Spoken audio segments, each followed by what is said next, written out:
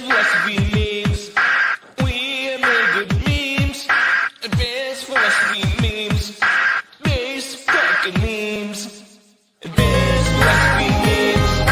We made good memes. Advanced philosophy memes. Base fucking memes.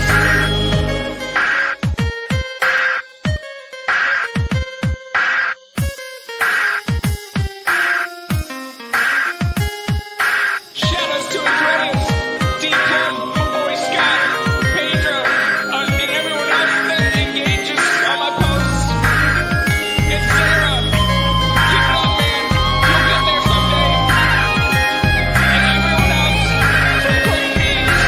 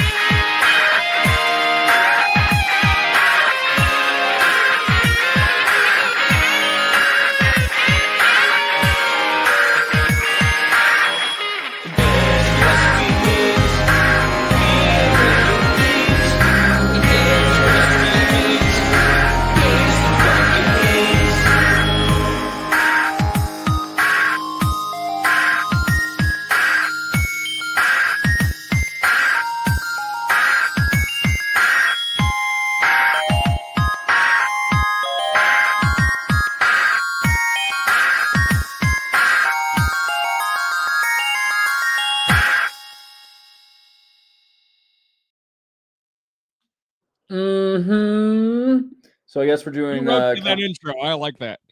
we're doing consequence culture now. I guess that's like a thing that's happening now all of a sudden. Oh, You no. guys heard of this? Have you seen this? Apparently I didn't come up with it. I thought I did kind of. I like this meme here, F around and find out, right? And this is what's going on here today. But okay, so cancel culture is made up stuff that happened in vapor Sharia periods of the 2010s. There's no cancel culture earlier, which you'd think there would be. You think there would have been like, we need to cancel culture in the Confederacy, or why don't we cancel that Canadian British culture?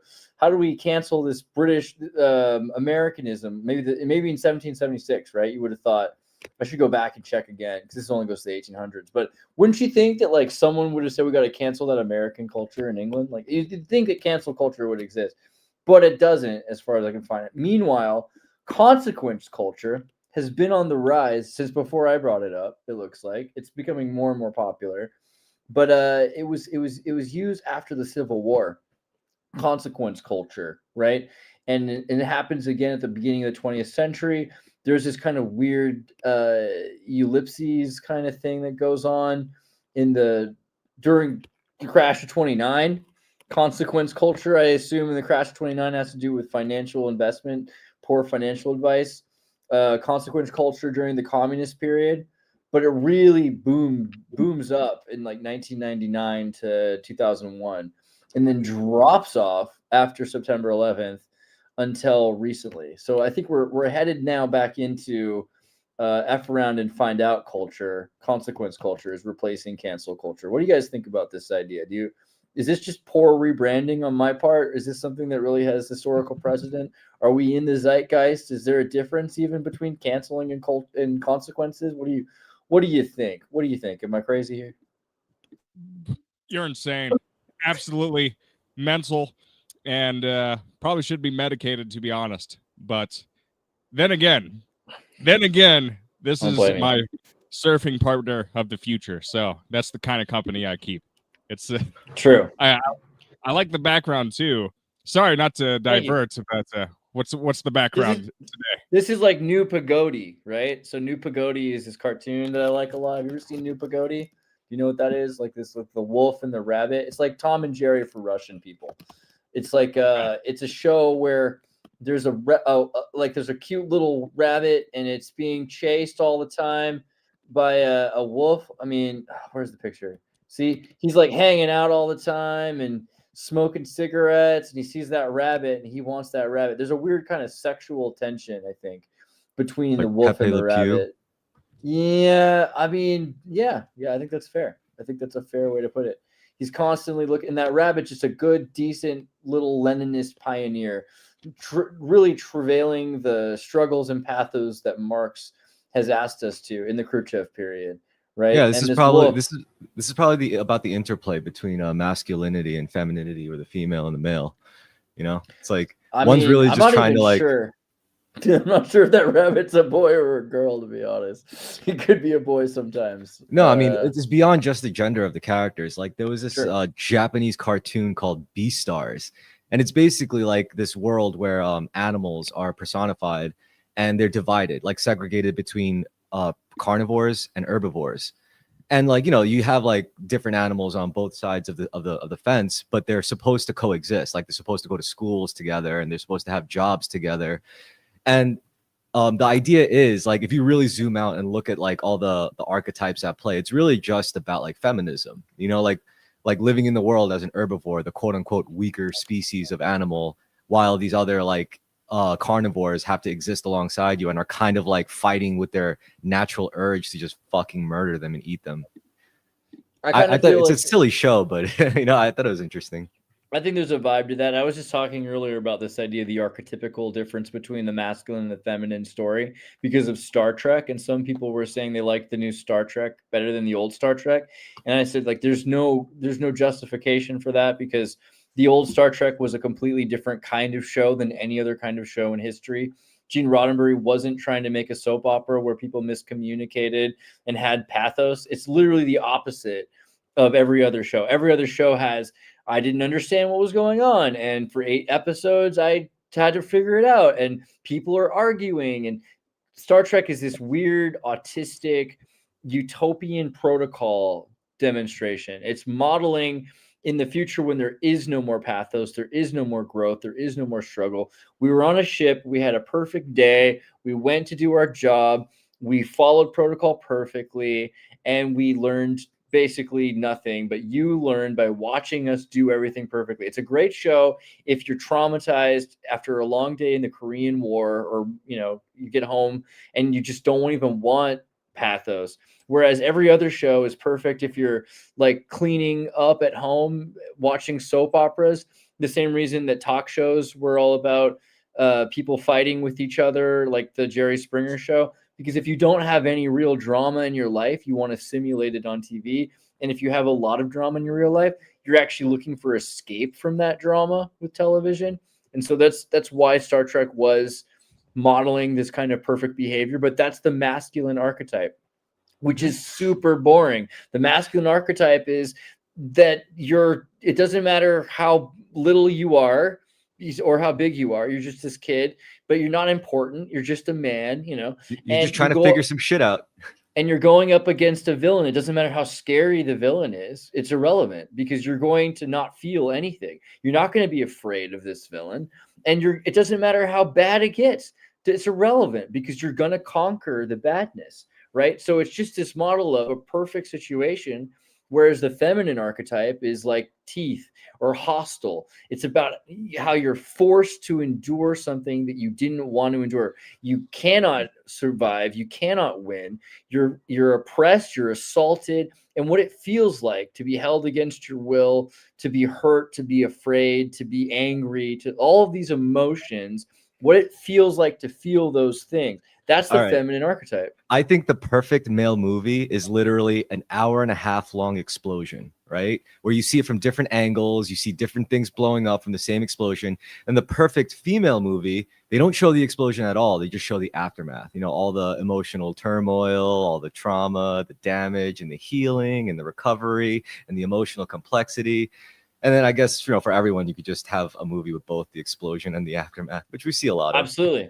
I think that's what you get. You get the feminine expression of feeling, of fear from the monster, right? And this kind of pathos of what would happen if I couldn't conquer the monster. But nobody wants to see a boring male movie without any feelings. And nobody wants to, well, I kind of do. And nobody wants to see a female movie where you're just torturing people and hostile and then everybody dies. I mean, I kind of do. I kind of like Human Centipede too, right? Where like at the end of the movie, the pregnant woman, and she gives birth and she's like pushes down on the clutch. It's like, I can't help myself. I like femininity and masculinity. I have the urge to feel them both. sexually charged together in a singular experience. I think that makes a great movie, but all right, fair. Wait, so just to kind of like loop back and to run around back to consequence culture, I kind of feel like that's a good encapsulation of the hermetic principle of what cause and effect, right? I mean, I always say like your entire life is governed by cause and effect, whether you choose to be ignorant to it or not. And like identifying consequence in your actions is basically just cause and effect, like the bad end of cause and effect. It's like, yeah, you ignored the cause in your life and you kind of either did it yourself or you just let it transpire. And now you got to deal with the shitty effects. And most people live by effects, right? Because it's really hard to position yourself as the cause of events in your life, as opposed to, oh, life happens to me. I'm just a victim of life. Life hates me. I guess God just fucking hates me. I mean, it's not like the other side is that much better either. Like, oh, life happens for me. I happen to life. Like, that could also be unhealthy. So I think it's just identifying cause and effect. You know, like no matter what it is, like if anything bad happens to your in your life, you should identify it as a product of cause and effect. Even if the cause is too complex for just you to figure out, it's still some variation of cause and effect. I'd say that's like God, you know? I kind of wrote something similar. Someone was saying they're losing me, and I don't know if they meant like they disagreed or didn't understand. So I tried to be clearer, hoping it was the latter, not the former. Canceling, I define as often severs the person from their community or livelihood, not only for what they did, but for who they are perceived to be. The punishment sticks to their identity, not to just their acts. This is what I think of when I think of cancel culture. It's not a punishment necessarily for your acts. It's for who you're perceived to be. One of the reasons I'm saying that is because let's think about ex post facto. You know, a big part of cancel culture was, wow, I didn't realize that Friends was so homophobic. We need to cancel the TV show Friends now, 20 years after it aired. We should, this is a big thing about it, is that you can go back and say, it was okay when you did it. We didn't know any better, but it's not right now. And the way it makes me feel now, I'm going to cancel you for that because of the way I perceive you to be, right? And this is how we've used cancel culture, particularly for the last 10, maybe almost 20, I think, years. It's been going on mostly since 2010, but you can see it start really in 2008, 2007 to 2008. Okay, consequences I define as a consequence results from a specific action or behavior, kind of what Chris was saying a second ago. They are proportional and ideally corrective. If you steal, you must repay. If you insult, you must apologize. If you harm, you must make amends, right? That's, I think, the difference is that when there's consequences, they're directly proportional to the action you chose to commit, and there can be atonement, right? But If you that steal could a candy bar, you can pay for it. But that system could be manipulated because I mean that this is what secret societies essentially do to the masses. Like if we're going to go by consequence for actions, then all I have to do is just manipulate a person to do the act for me. And then when they get burnt, I could just like pick up their fucking fruits that they stole from me. You know, this is what they do to us. So it's like if we're going to make a whole culture out of that, then I would suggest you figure out a way to avoid that. Like, you know, it's not just the consequences for your own actions. It's like maybe your own actions aren't actually always your own actions. I mean, if you have a better grasp of a mechanic like cause and effect than the person next to you, you could fuck with them. You could make them do shit like without them realizing like, oh, if I act this way, I'm gonna fuck myself up, you know, for the sake of this other guy. Like, Right. I think that's a major that Melissa's saying, so BS you're brainwashed. I would agree with Chris. Would you agree with Chris, or would you? Maybe you said it before Chris spoke, or do you? Because I think that's the real scare here about consequence culture, is that consequences can be far grossly misproportionate. The law itself is not designed to protect the innocent. It's designed to protect the guilty from non-proportional punishment, right? Let's say that I'm driving down the road and a 5-year-old kid flips me off, right?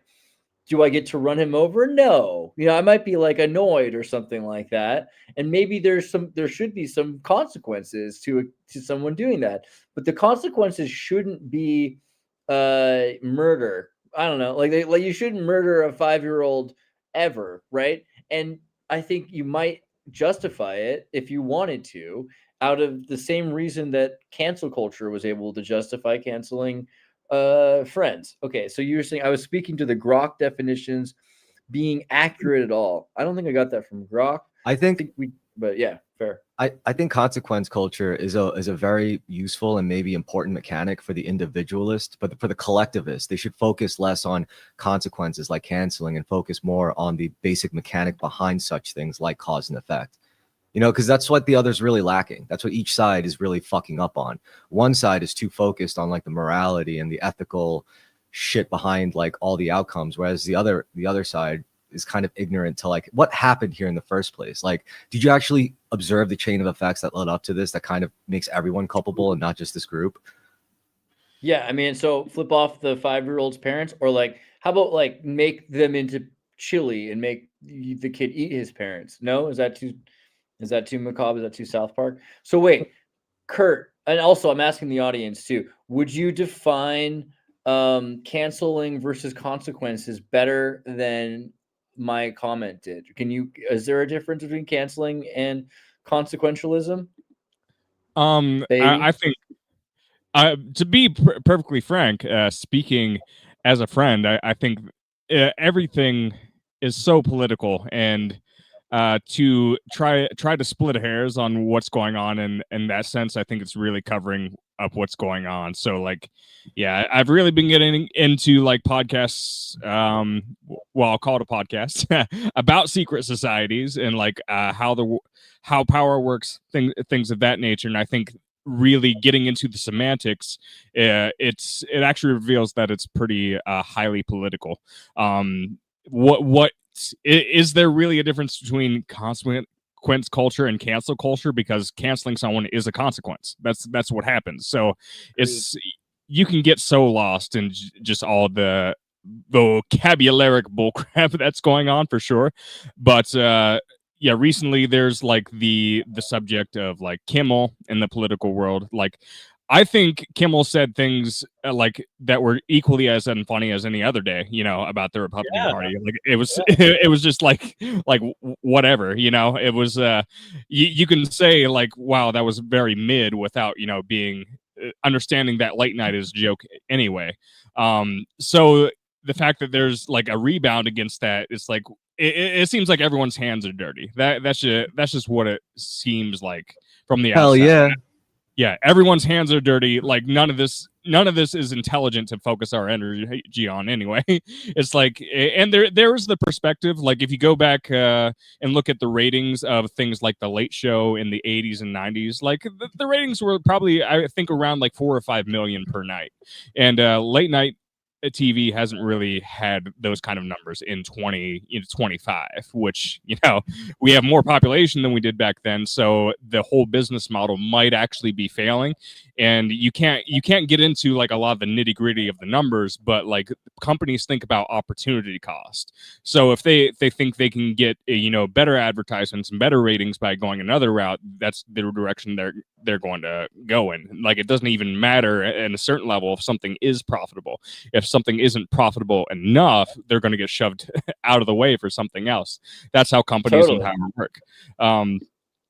That's one of the coolest things that's going on right now, by the way, to me. I think that's kind of the thing that makes me like the most excited. Where's my meme about that?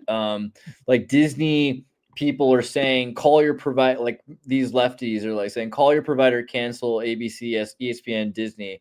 And I'm just saying, yes, because watching Disney Plus turn away from woke mob towards trad family again, that was literally the marketing that Disney had to begin with. They're like, wow, we can, you know, think about how genius Disney's marketing was originally. Ha, ha, ha, ha, ha.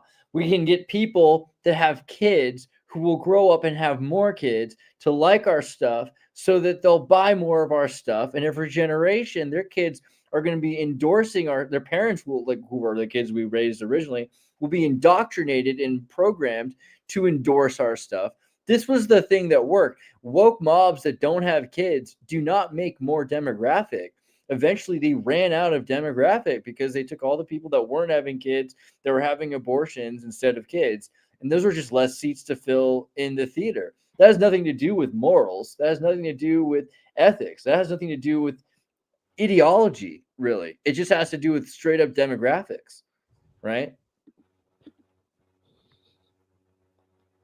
Yeah, I Yeah. agree with you, for sure, man. And for the most part, I agree with what Kurt's saying too. I mean, it's a bit of semantics and definition nitpicking, but I mean, canceling is for the most part, trying to get rid of or eliminate or wipe someone off the face of the entertainment planet or the planet. But it's also a consequence. So I mean, if you want to get textbook about it, I guess you can make two different definitions. But I kind of agree that they're for the most part same thing. Yeah, I guess in a way, I think got to if be you thankful. canceling sorry, is what's your- canceling is one kind of consequence. There Yeah, can be other consequences besides canceling. exactly. I think that's the thing. It can be the same thing if you want it to be. And I agree with Chris that it's pretty easy to misunderstand or to exaggerate. Or, I mean, my God, if the consequence is murder, right? Like there's a whole bunch of horrible ways we could misuse consequentialism. But consequences are different. I think this was a great example. Disney doesn't give a damn about ideology. They don't really I mean, unless I'm mistaken, and I could be, I don't think Disney actually caters and is adherent to Lucifer, right? I think a lot of people think Disney's just a satanic organization that really just wants to destroy the world. I don't really think that. I think Disney's really just a soulless corporation, and a soulless corporation that wants to make money. And if USA and the CIA aren't giving them the money that they used to get anymore to make genocidal, abortionist, satanic, whatever the hell they're supposed to be doing, right? NHS or it? Yeah, it's literally if the Christian right are their only people buying tickets at a certain point, then Disney's going to start sucking off the Christian fundamentalists the same way they were sucking off atheist communists. It doesn't really matter. The only thing that matters is the money they're going to get. So if the consequence is that people get sick and tired of the bull that some group has been saying, and Disney's no longer making money off of pretending to care about gay people, right? Then they're going to start pretending to care about this is the consequence. They're sick and tired. I mean, if Colbert can't fill seats, if Kimmel can't fill seats, guess what happens, right? And Kimmel used to be able to fill seats, not when he was running the Freemason Lodge, right? Because that's the thing. They shoot that show on the Freemason Lodge. Used to be a good product. Yeah, it used to have tits jumping up and down on trampolines for the man show. And people wanted to see that. Let's be honest. That was the reason he was successful, right? He had racist shit about avocado exploding grenades during the Mexican Cinco de Mayo. If you remember, do you guys remember like what the show was I remember. like? I remember the Man Show. Yeah, the Man Show is actually designed to. Ooh, five. That was some ASMR. I don't know who the scraping was, but I hear that. I really liked old world Micmacs comment sequence culture. Maybe that's better than consequence culture. Oh, I thought that was sequins because I do love sequins. They're pretty good. What's sequence culture supposed to mean? What do you think he's saying?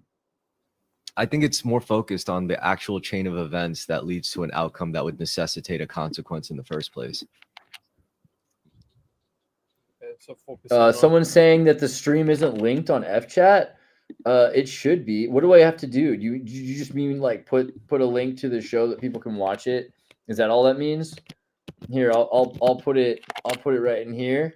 Boom. And then you want to see it on Twitch? I'll put the Twitch stream in there also. Bang. Cool. And then now you can watch. Do you like this like thumbnail, by the way? I got this face of Chris. Chris is standing in front of a naked man taking a shower in New York City. I remember that night. That was a great night. Holy shit. That's pretty good. Is FChat an app? Yeah, FChat's an uncensored chat app that you can say anything you want to say if you feel like you can't say it elsewhere. It's the best thing, really. Sorry, what were you going to say, Jordan? No, were you the naked man who was standing in front No, of it was the podcast co-host Carmen. We were at the beach, Coney Island, and he got so fucked up off of like nutcrackers. You shouldn't buy them because it's probably unsafe. Like that's how you get like antifreeze poisoning probably. But nutcracker. A nutcracker is a kind of like alcoholic concoction of like mad different boozes and fruit drinks, and then they just bottle it up and like in those crack seal bottles, and they sell it. And it's like a staple of like New York street merchant culture. You just go to the beach, you get a couple of nutcrackers, and then you get fucked up. He was drinking like since the afternoon when I got there. So by the time I got there, I just had like a flask of scotch or whatever, and he was already blasted. So by the time it was time to leave, I was like, yo, let's go to the boardwalk shower thing so that you could just wipe off before you get into my fucking car. He was like, all right. And then like, I turn around for a second, look at my phone, and then I turn back around and he's butt naked, like on the boardwalk. I don't think he forgot where he was. And then I was like, thank God there's no one around. But then I was like, I gotta take a picture. He just didn't even remember it. No. So yeah, it's the kind of hijinks him and I get into sometimes. I love it, man. I love it. Yeah. Pretty base.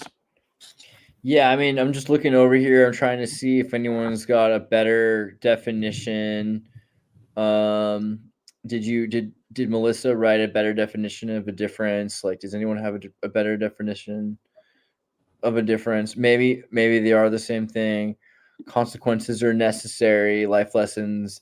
Cancels to eliminate. Consequence would be to suspension. I think that's fair that there's a difference.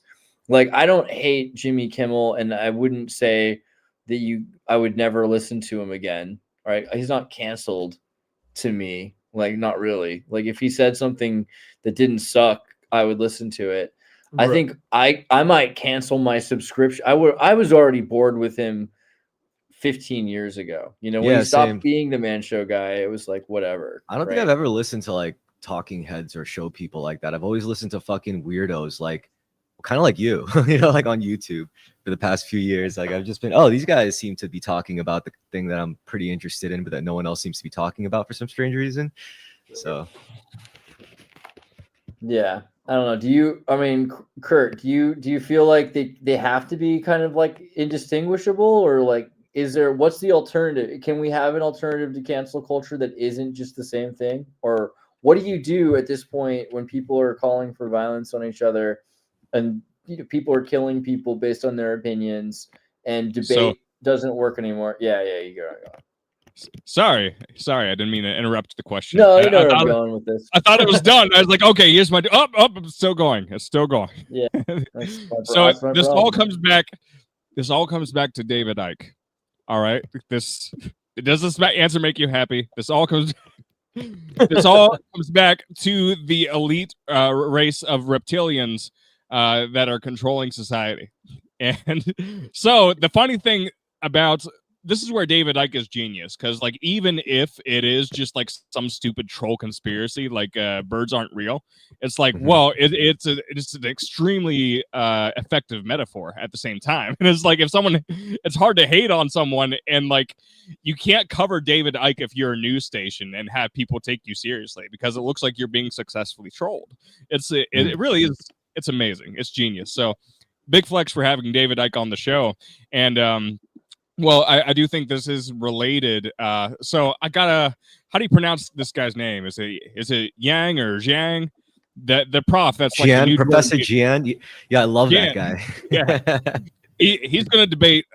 He's probably going to debate Zizek in the next few years. He's the new Jordan Peterson. But he's not really making like the claims like, oh, you guys have to be scared because this is totally true. He's like kind of approaches like, well, let's say this shit was real. Like, what would the evidence point to? What do we know historically? And he, like I said, he doesn't say anything new, but he does it very efficiently and very effectively. Yeah. Well, that's what I like about it, because it's like, you can just like do bullet point after bullet point, and he does cover things that are hard to just like know, like in everyday situations. Like he did a big bit about Egyptian mythology and like what's he kind of made the claim that if you look at it through our modern perspective, you could say that a lot of what plays out in modern society is essentially a replay of the Egyptian script of, it's like, well, Horus is battling Ra is battling Osiris. Apiphis is the big giant cosmic worm that wants to feast on the creation of Ra. Also, shout out to the movie Eat Gods of Egypt. Fucking great movie. Anyway, sorry, what were you saying? So the connection between Ra and Osiris, I'm doing my best to make that connection, was like essentially the way you control society is you get, I think the way he put it was you get Ra to humiliate Osiris or like be submissive to him. And that, I wonder how we do that. yeah, yeah. So he made it was some wild connections of what the, you know, all those like graphic military photos that came out during the Iraq War, you know, of the prisoners of war during that. He made connections of that. It was like, well, if you want to control people, you humiliate them. And like, so But we yeah, have to remember that's just one part of it, because the idea was like the main idea was that the Egyptian pharaohs figured out how to make yourself live forever by transferring your consciousness to another person, a younger body. It's like, how would they do that? Well, you might think it's like, oh, I don't know, like think about it from the aspect of your own consciousness being transferred and living forever. Or you could look at it like where you are, you, the pharaoh, that's just a blueprint. That's just an archetype at work. So what you do is you figure out the basis of that archetype in a person. It's usually a series of very significant experiences. Sorry, I think that they're both body leapers, Nancy and Ronald, right? They're probably from that movie, The Skeleton Key. That's why he couldn't remember being president, because he was like, you know, leaped into and out of, like in John Malkovich. Sorry, I keep going. Oh, okay. Yeah. No, I mean, so the mechanics is that like the way, if you look at the myth of like who the actual pharaoh was, his lineage and the history and the experiences of like all his past incarnations.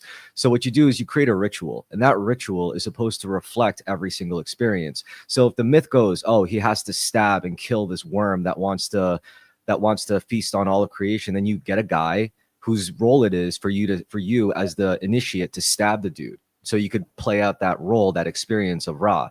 And then next, it's like, okay, so then next you get betrayed by your brother. You experience that betrayal. And this could also be included in the ritual. And what makes it even more potent is if you're on some kind of like psychotropic drug or like psychedelic or something, because that's going to make you even more susceptible to the programming.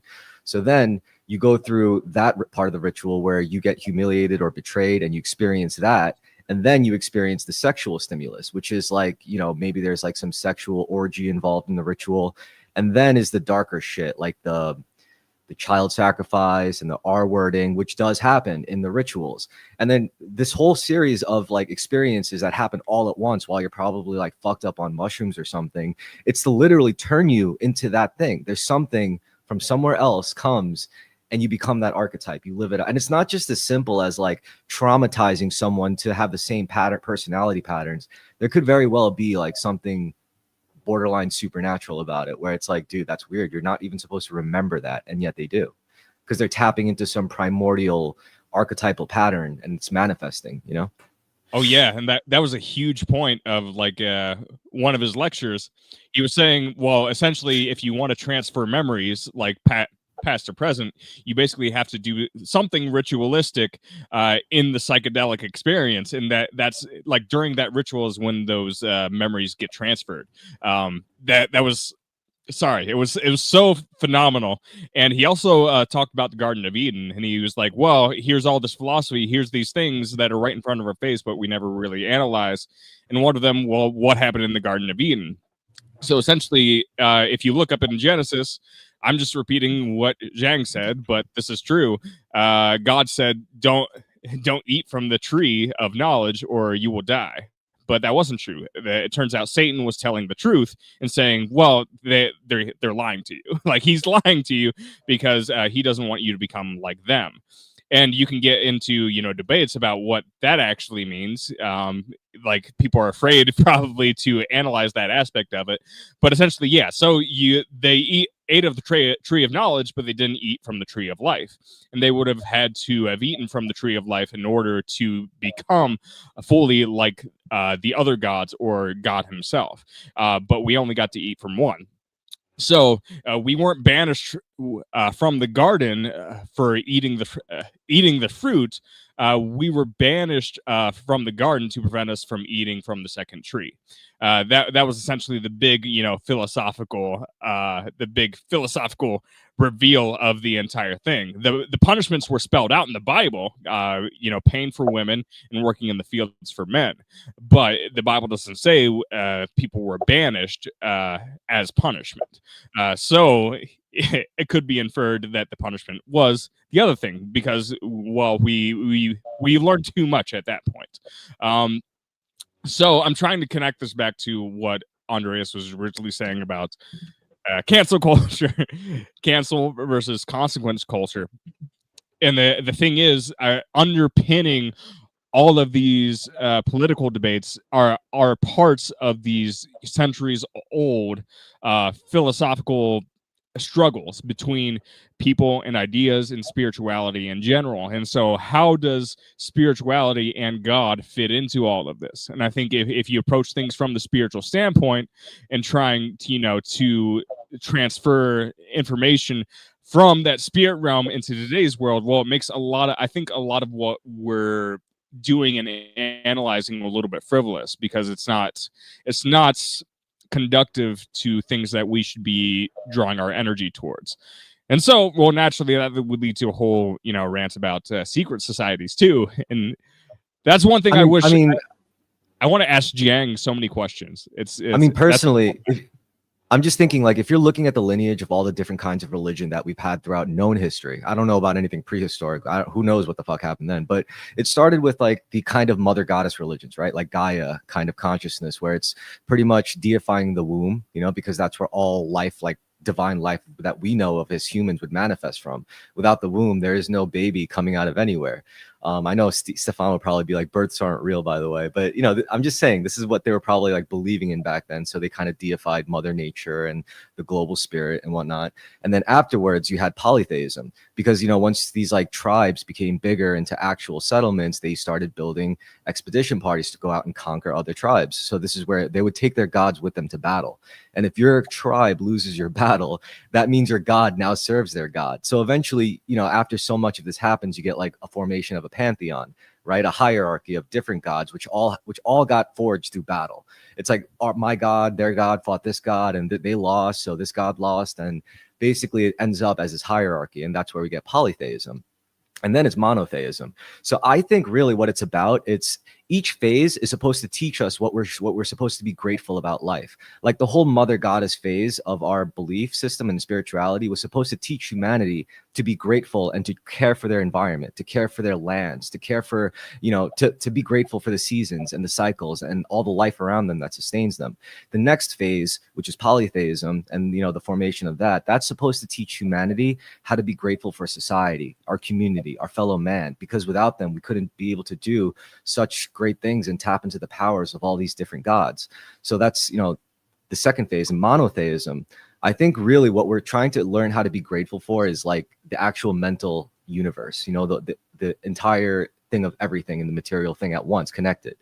And connected, you could say it's under God, or connected by energy, or connected by frequency, or whatever. I don't know. Different people are kind of like pointing at it through different perspectives, but I think we're kind of like getting there, There's something weird about the tree of knowledge and the tree of life thing also, because like there really isn't anything that forbids them from eating from the tree of life. They're really only supposed to not eat from the tree of knowledge. And then they do because Lucifer tells them to. But a lot of mystics, Gnostics, Mormons kind of say that in order to really become like God, right, they had to eat from the tree of knowledge. And it's funny because a lot of Christians don't get that. They think, oh man, Lucifer tricked them. Yeah, but really, the Bible itself is very clear that after that happens, the Elohim are talking to themselves and they say, well, we need to kick them out of the garden because now they have become like us, and we have to stop them from becoming immortal, because then they will be more like us. So it's pretty clear that Lucifer didn't lie, that he was telling the truth, that Satan's telling the truth, that by eating from the fruit of the tree of knowledge, they did become more like God. And the main thing is, by falling from grace, they're put on this sort of timeline of this destinial thing where they will die. So they have to kind of spend time quicker to achieve that goal. They can't just sit around. All of a sudden, humans are forced towards this evolutionary progress. So each individual might live and die, but the human phenomenon, unless it's aborted, right? It's coming back to this idea of the human phenomenon is a superorganism that is immortal, because even if people die, the human race continues on, that they will reach this point of becoming a god, becoming the Ubermensch or a god, right? So the tree of knowledge is something that leads you down the path of eventually producing the tree of life in and of itself. But there are angels then, the Ben Adam or the Ben Adonai Elohim, that are holding man back from eating from the tree of life and becoming immortal now that they have had the tree of knowledge.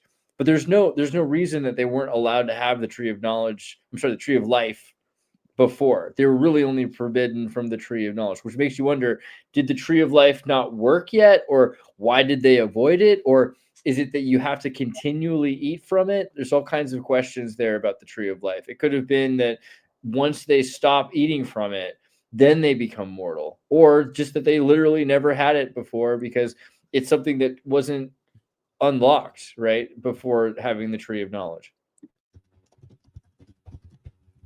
I don't think it's I don't think it's something that you have to like really try to struggle to subsist. The idea of once you integrate with the tree of life, I think it's like once you take that bite, you're in, and there's really no going back. Like I don't think you're even on a material level. I don't think your psyche would be able to facilitate going from such a radical shift in state, a higher state no less, where you're starting to like be connected to everything and tapping into the powers of God, you know?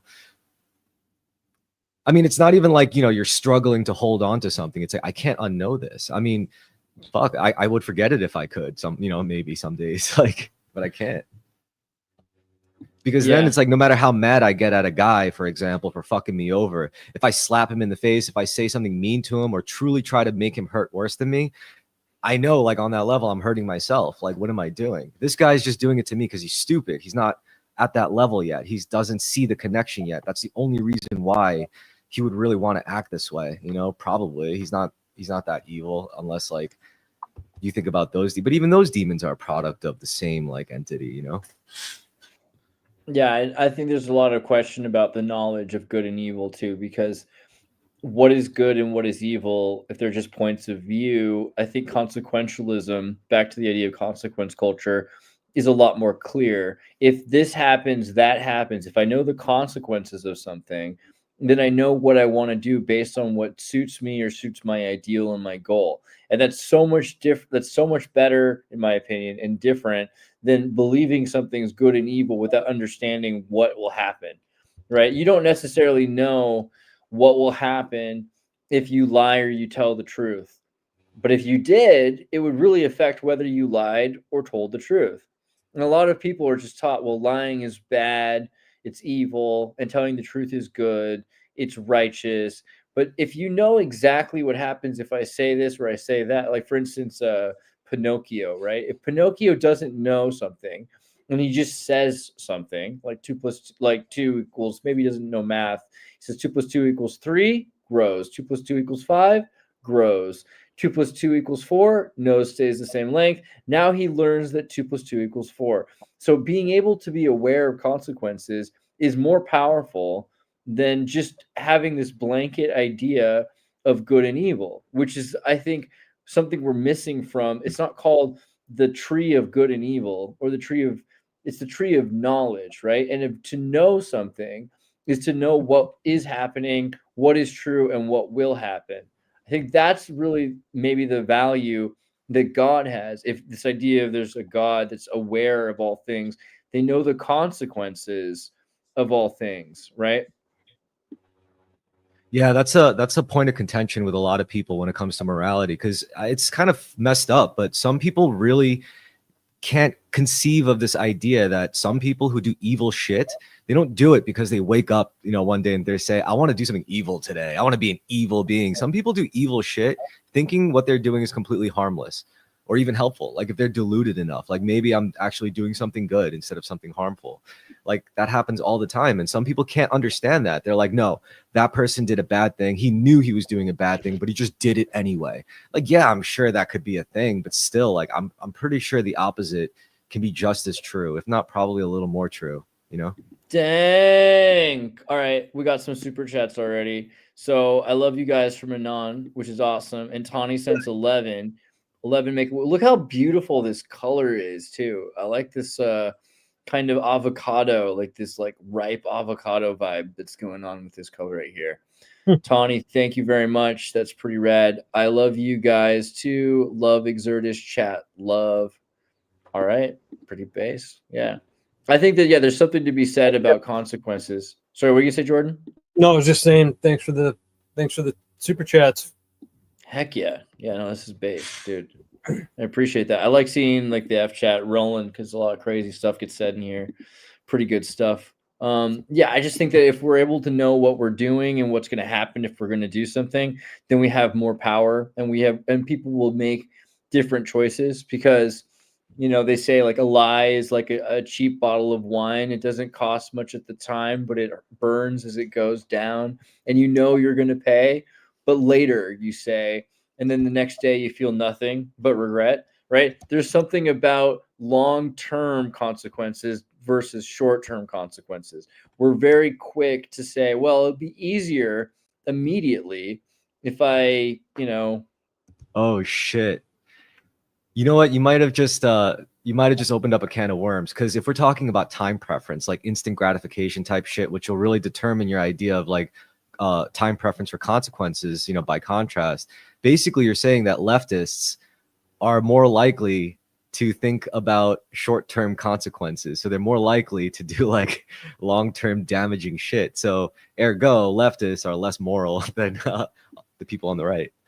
I mean, that's come up a few times. I feel bad saying that because, you know, I would argue that I'm a leftist. Like, I brought this up earlier that most people that identify as leftists are not really leftists. Kind of the way like right-wingers are not really right-wingers, right?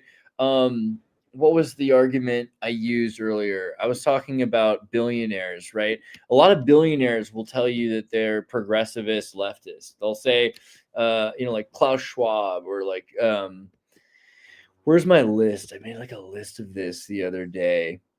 Is it right about come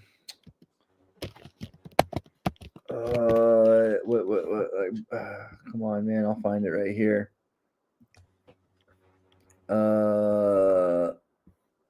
So close. Where's it at? Where's my point? I talked about like institutionalized. No, that's not it. Dang it.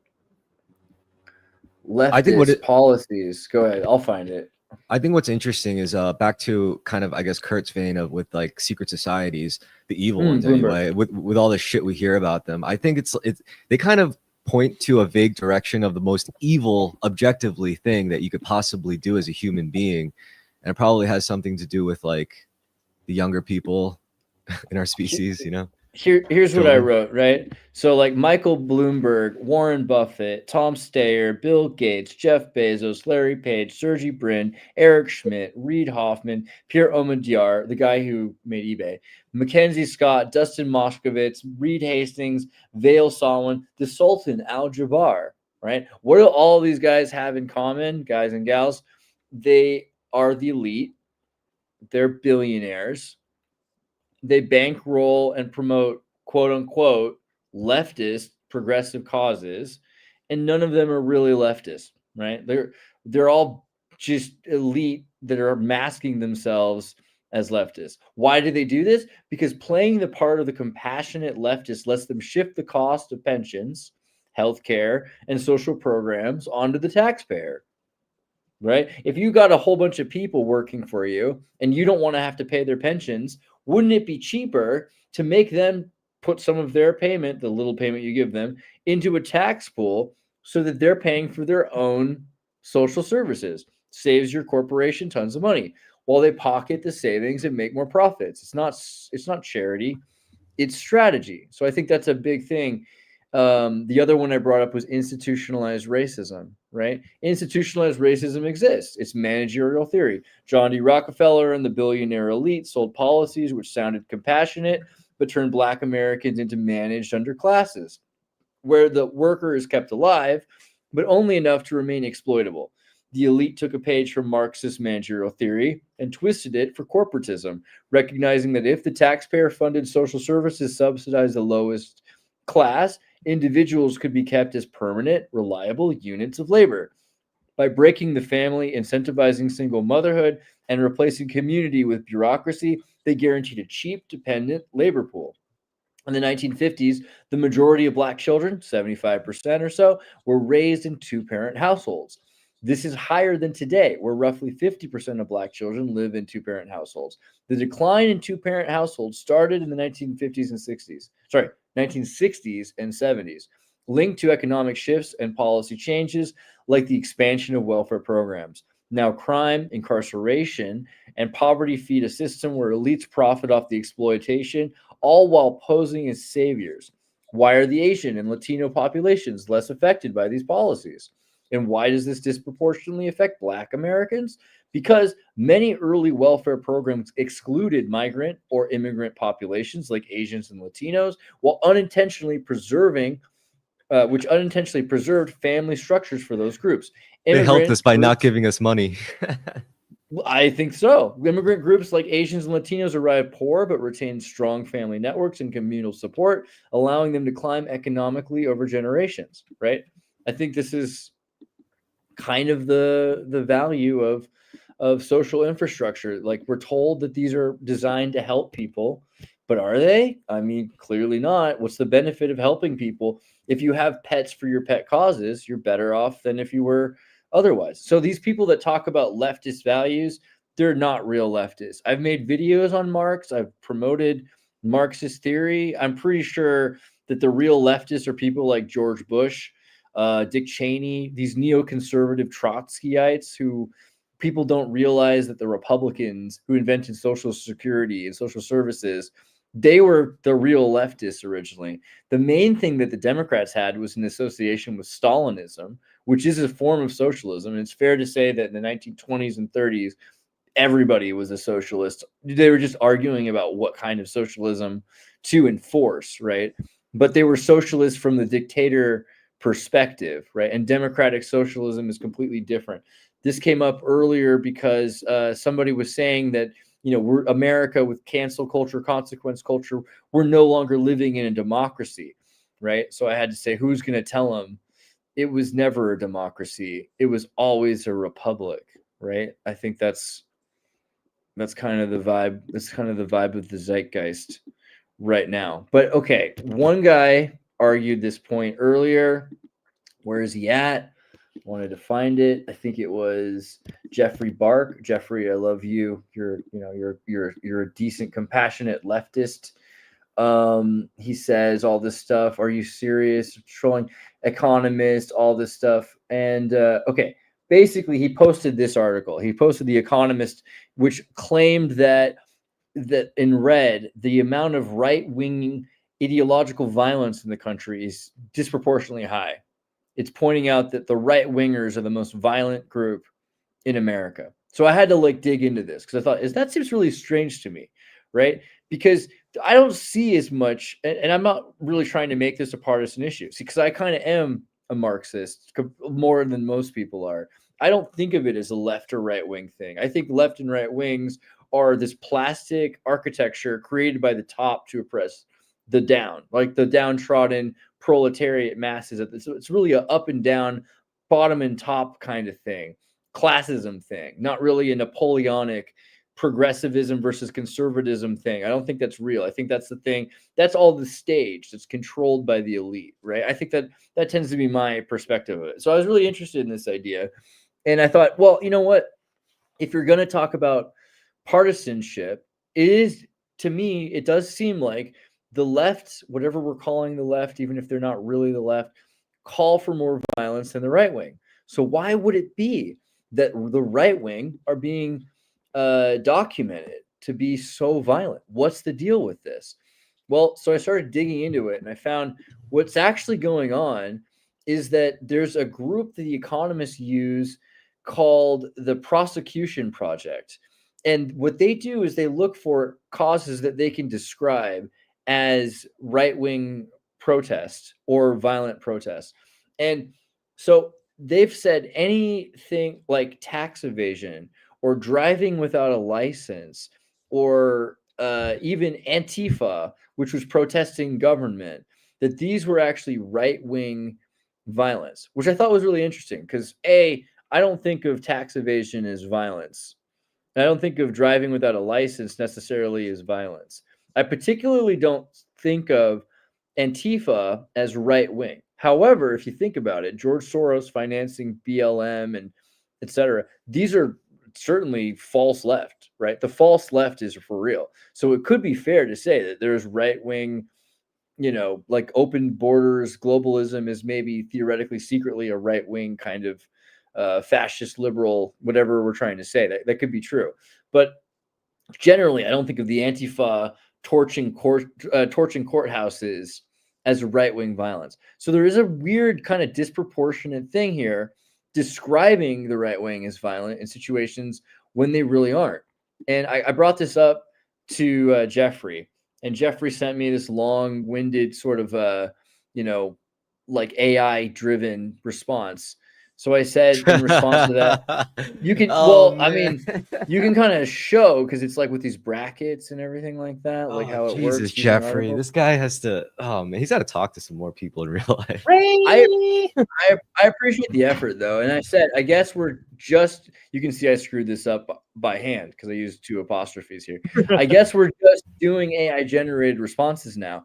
If so, why not just ask AI to explain why it seems like there is an uneven distribution of violence and calls for violence coming from the left instead of the right, and if it has anything to do with traditional Western values? I think that's a big difference when you were talking earlier, like in response to what you said about if the left our time preference worrying about short-term consequentialism, because on a long enough timeline people end up paying karma, which is a very ancient idea, or people worry about coming to terms with God, right? And Christians, Hindus, Buddhists, Muslims tend to, all of these, not just Christians, like these are all conservative groups, people that are conserving their values. So if you believe in any form of value system like that, You're naturally at odds with violence and with oppression. I mean, it's not with, even religious. It's worse than that, because like if you, let's say you really are in a situation where the system is rigged against you for whatever reason, or maybe you're just an irresponsible turd with very poor pattern recognition, so you blow up your life on the regular. Yeah, you're gonna want to change policy to kind of lean more into your favor. So A, you could get out of your own shit, and B, you have a opportunity to self-actualize. Meanwhile, the people who need things to stay the same, they're trying to raise a family. They're trying to build companies. They're trying to they're trying to actually self-actualize with what they're given now. They're working with what they got. And here you are trying to disrupt that shit because of your material neediness, because you're either, and you might be justified, like maybe you're of a certain demographic that where you're actively getting oppressed. Yeah, I get that. But again, like, what if you're not one of those people? What if you really are just, you're in your own way? What if it's not about like, oh, the government's fucking with your life? Like, no, maybe you just suck at life and you got to fix that before trying to change policy for everyone else, you know? I think that's a big part of it. I really do. I think that the more you're aware of the consequences, again, or you have examples of belief. This isn't I agreed. Like that's why I didn't tell him this is a religious thing or about Christian values. That this is about maybe Western values, right? Because traditional values would even be better. That anyone who has traditional values, as opposed to progressivist ideology, that's maybe the argument there. The John Birch Society focuses on this point. It's not right wing or left wing from the Napoleonic period. It's individualist versus collectivist, right? And individualists believe that everyone needs to be held accountable for their own actions, that everyone actually, you can only really give credit or blame someone for choices that they make free and clear. And that the collectivist is willing to make sacrifices for the collective, both of their own liberty, of their own beliefs, of others' choices, of others' free expression or self-determination, and that it's all towards this goal, that the ends justify the means. And this is what's driving, I think, the idea that violence or death is an appropriate response. And I'm seeing this a lot. A lot of people won't admit this. I think most people watch the show probably already feel this way, but that there are people, I mean, we're seeing not just extremists at this point say that Charlie Kirk was justified in being murdered for speaking with people that disagreed with him, right? We're seeing this pretty commonly now. It's just everywhere you go, people saying he got what was coming to him. I've seen this on my own eulogy posts hundreds of times at this point. People are just openly saying, well, the guy was arguing, he was saying things, and they were racist things, right? Like, so therefore he deserved to die. Obviously, what I find more and more interesting about that is the more you look at every single thing he said, it's always taken out of context. And if you just look at the whole sentence, he's saying something that actually defeats racism. He's arguing against, like, for instance, the black pilot thing is a great example. He's talking about how DEI policies are racist and they might create prejudicial stereotypes. For instance, if someone was not taken seriously enough to have the same equal treatment and qualifications to be a pilot because of their skin color, then in the future, people are going to think that pilots who are black are maybe less capable if they're not given the same test as everyone else. Instead, they take this quote to say that he's afraid of black pilots. Every single example they've given, right? Like that women are baby making machines. What did he really say? Well, he's talking about how important the family nucleus is and how unfair it is to women that men are The not mother goddess. supporting them. Right. The mother goddess conflict. I mean, it's amazing because all it would take is actually listening to a person speak. And by saying you're unable to do that, you're creating a precedent for violence. And the more precedent we set for violence, the more, I find it ironic that the people that think that guns are dangerous and they don't want to use them are calling for the people who raise their families to know how to use guns to get in a gunfight. That's crazy, right? Like, why would you want to get in a gunfight with someone who's good at using guns if you're terrible at using guns?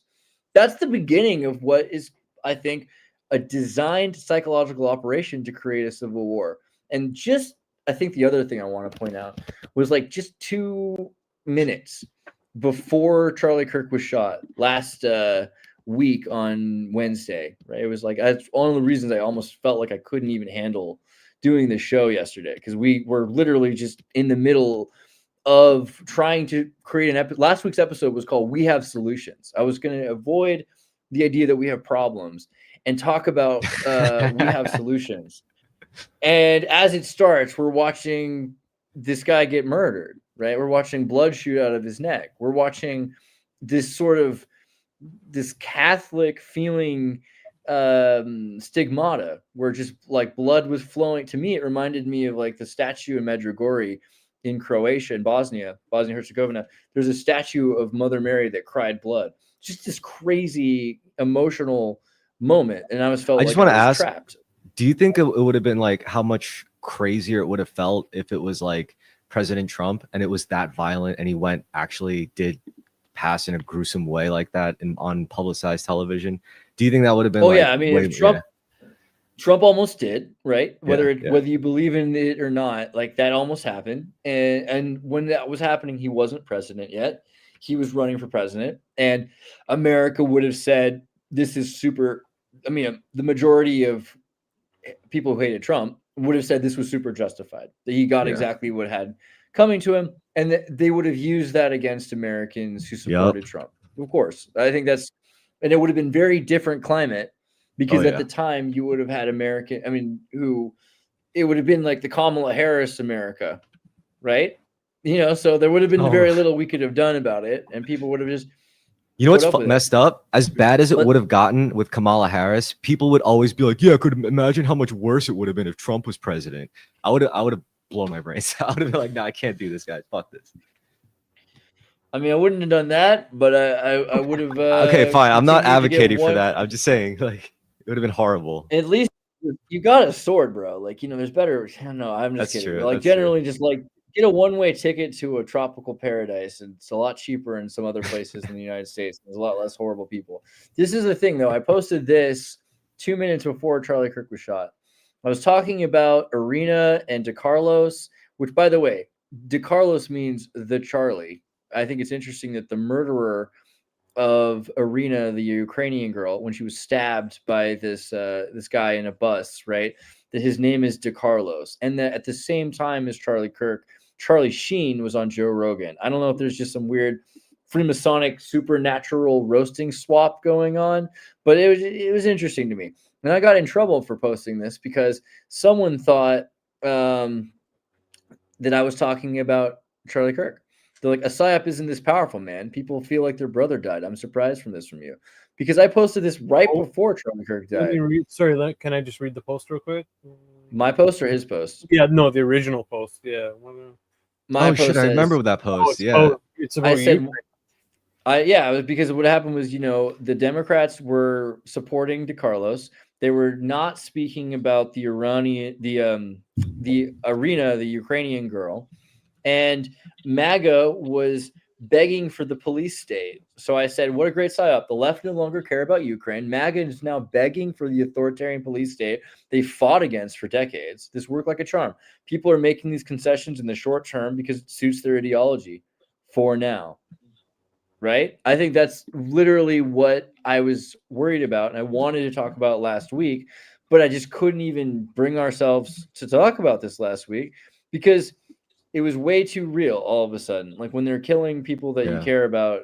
I saw what was crazy to me is like that night I watched your instant reaction as it was going on. And then I think Sam Hyde's reaction came up. It's like Sam Hyde's reaction. They were also recording as it happened. And then I saw Charlie Sheen and Joe Rogan's reaction, like the second they learned it happened. And I was like, wow, so it kind of just happened while we were all communing. And maybe that's one of the reasons why, like, that day we just happened to be more psychically connected than any other average day, just by a little. And it goes on and we all get zapped. Sorry, you're muted, Andre. Damn. No, I had nothing to say. I don't know. I'm like, I can freaking muse. I can I can think about what you're saying. I can dwell. I could ingest and digest. Oh, the feminine urge to feel, instead of just powering through it. I don't know. Kurt, you've been quiet. You got a vibe for this? You got a feel? You got a collected thought? He's got a shirt on. I got a shirt on. Got a shirt on.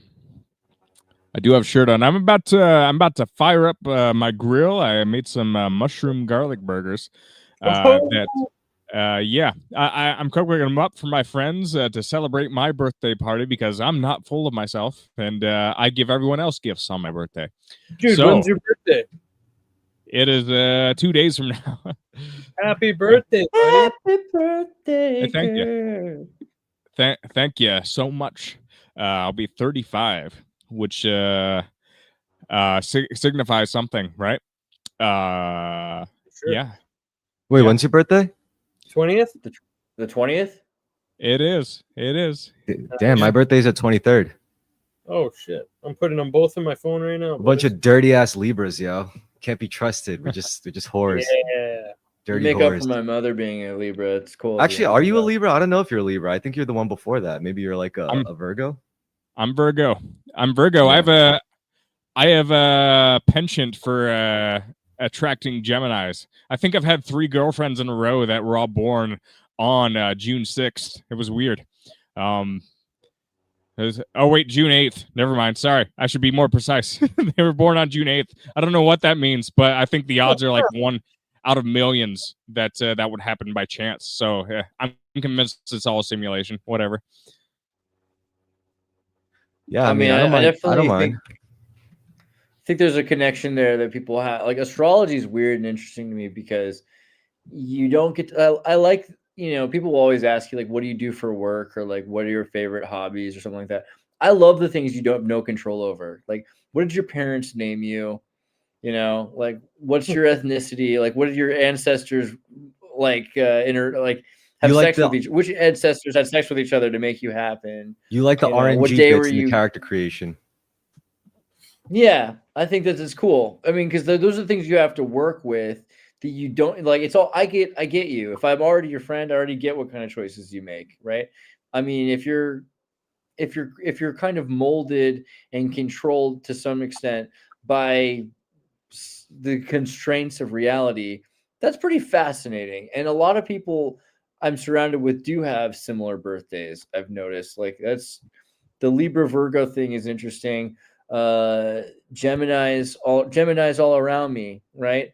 And the Leos for sure. I mean, there's a lot of Leos in my life, and I have a number of Capricorns and Aquarius. Capricorns, man, I know so many Capricorns. It's crazy. I've dated a lot of Capricorns. I've had friends, a lot of Capricorns. It seems like there's something about Capricorns that just get everywhere. And my mom's a Libra, and I feel like Libras are a lot less balanced than people realize. They actually like struggle with balance, or like surrounded by balance, or by extremes, or they're trying to balance extremes. So they were trying to find some sort of balance in the extremes. I like that also. I think that's a nice thing. And maybe I used to think that astrology was all nonsense when I was young, but then there was a point when I found out that I'm born 2 minutes into the sign after I'd been reading in a horoscope.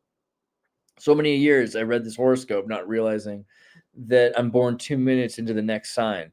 So I'm right on the cusp. And I'm starting to find so many cusps in basically so many people I know are right on the cusp. I think that also. I'm on the cusp. The 23rd is like the last day of Virgo, first day of Libra.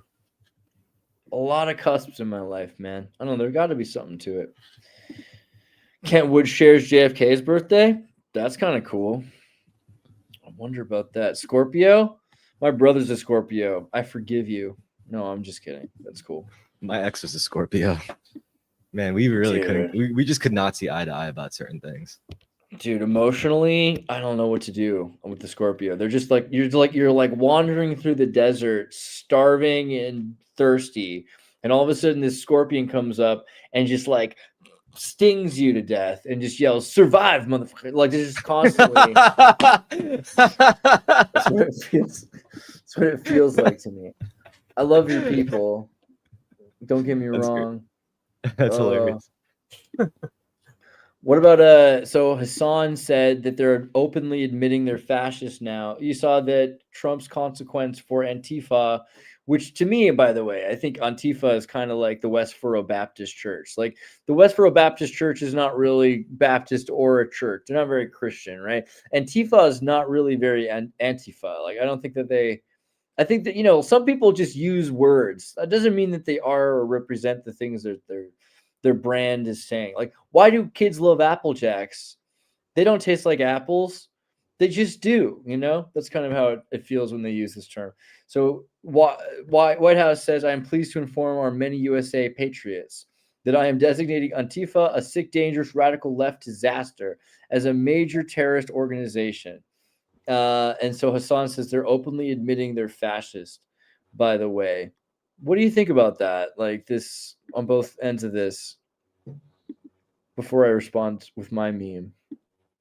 I don't know, man. I don't think I've ever really met an actual fascist. My friends tell me that I have, but I just don't fucking remember them. I wish I could meet them again, like soon.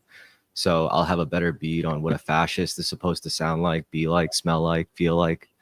I don't know. I gotta hug them, sniff them. I mean, I would say like if somebody feels like, I feel like if someone thinks that words they disagree with justify violence against them, right? Like the Charlie Kirk thing, for instance. If you think that it was a hate crime, bro.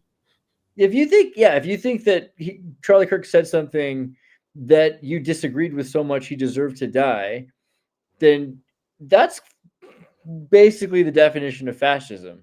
That's a very, very hateful crime. I mean, if you think that their voice is so out of line with what should be socially acceptable, right? Then that's saying that society has a way of being, and anyone outside of that deserves death, right? That's pretty much the idea of fascism.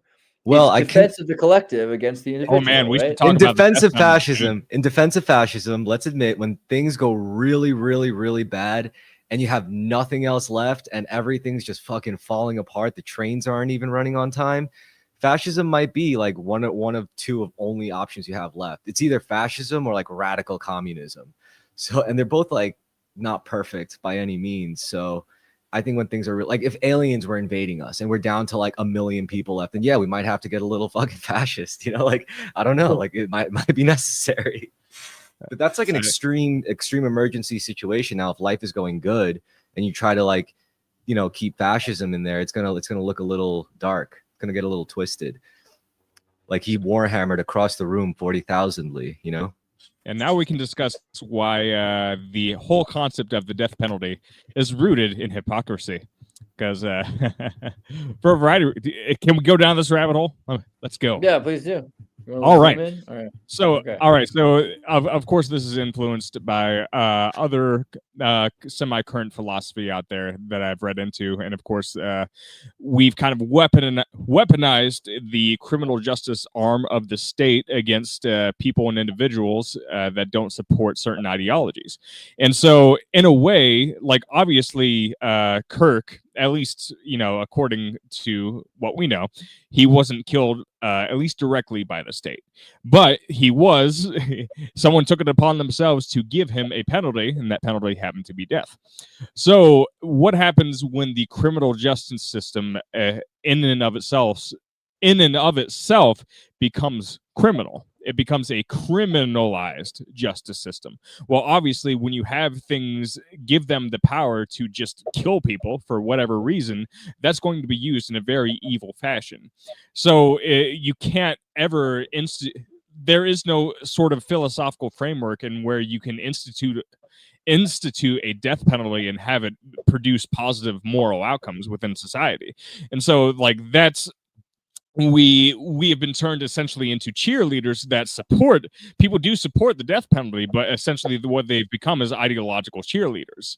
And you can't be an ideological cheerleader and have innocent people not get caught in the crosshairs. So the death penalty is more a result of the worship of the state instead of the worship of God himself. Sorry if it seems like I'm jumping to conclusions there, but why would you feel good about the death penalty? Why would you feel good about taking a life? And I'm not, getting into veganism or whatever, but I'm saying, like, why would you cheer on the root? Why would you root for the death of a person that you don't know? And well, it's because, like, you might have seen the headline, like, oh, such and person did so and so, but do you know what went on? And the fact is, a lot of us don't know what goes on. A lot.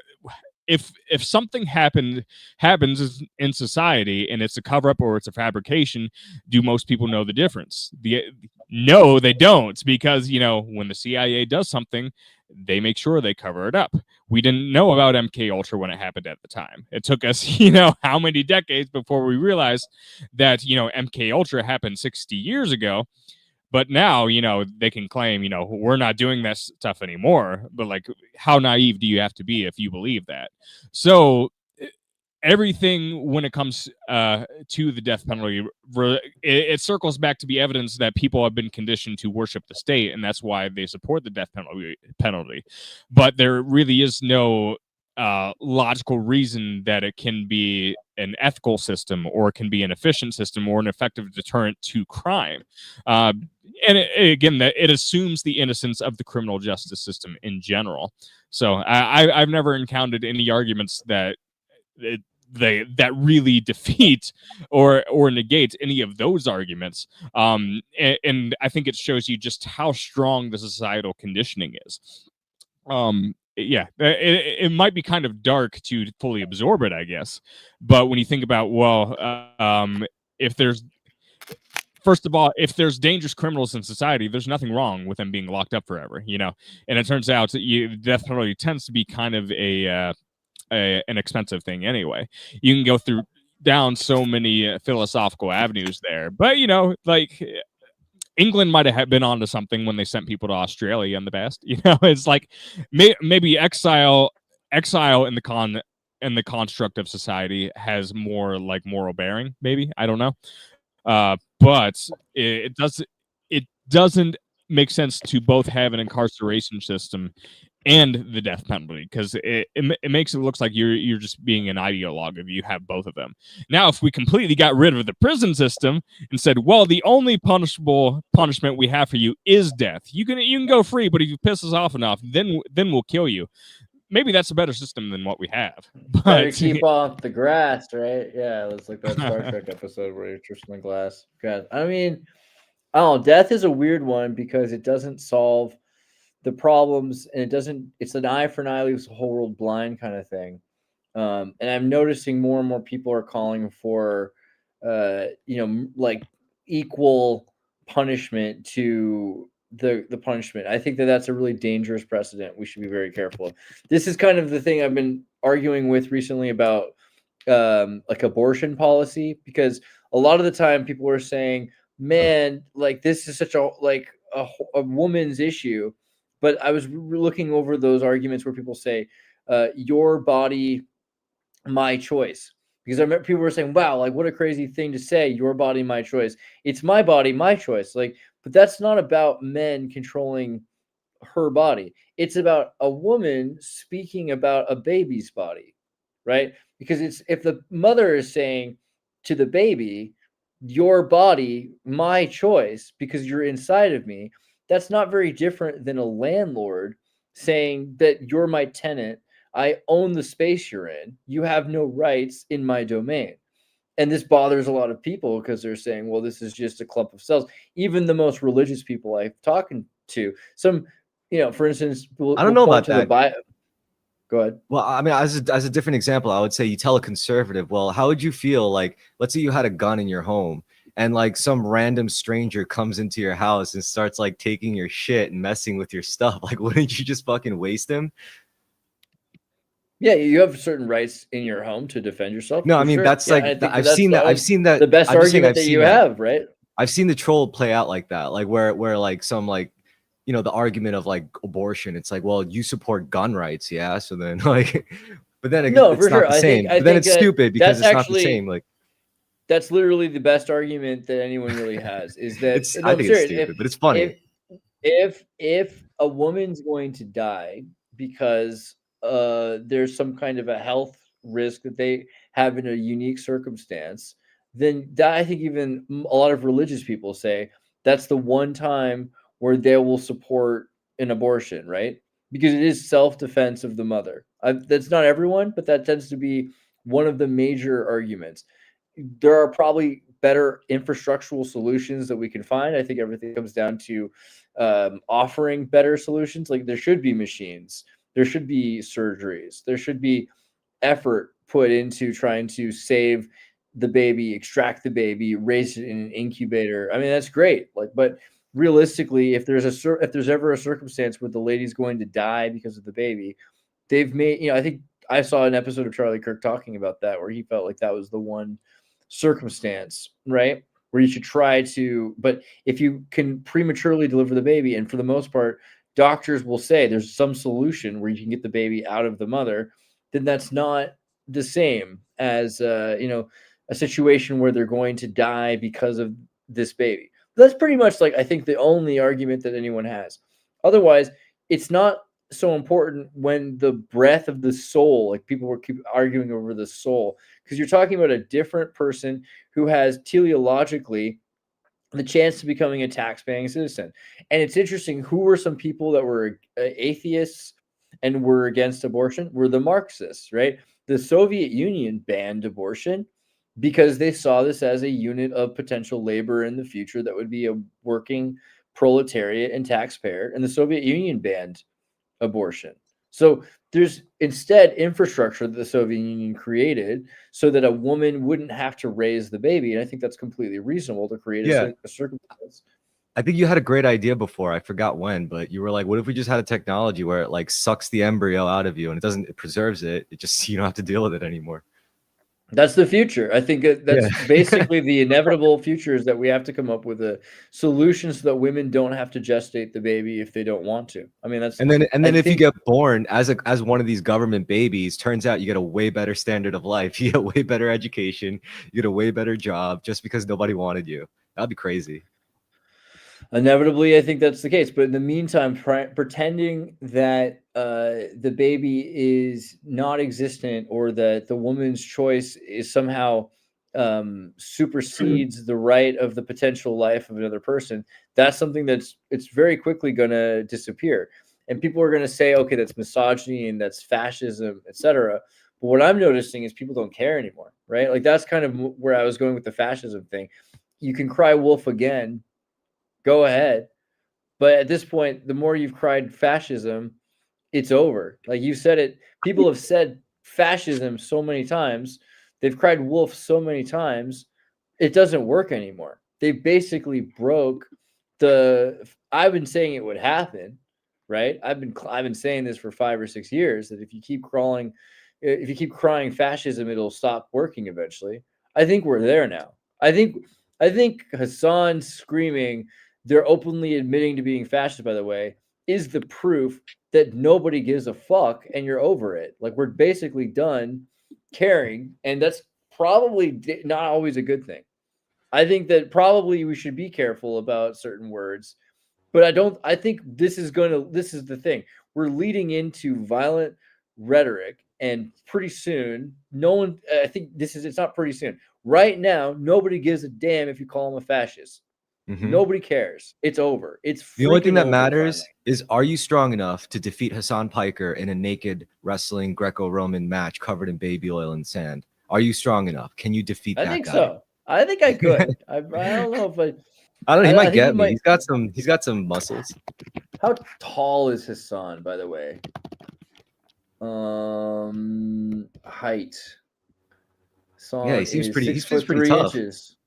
He's 6'3". I think the bigger you are, the harder you fall, though. I think I could take him down pretty quick.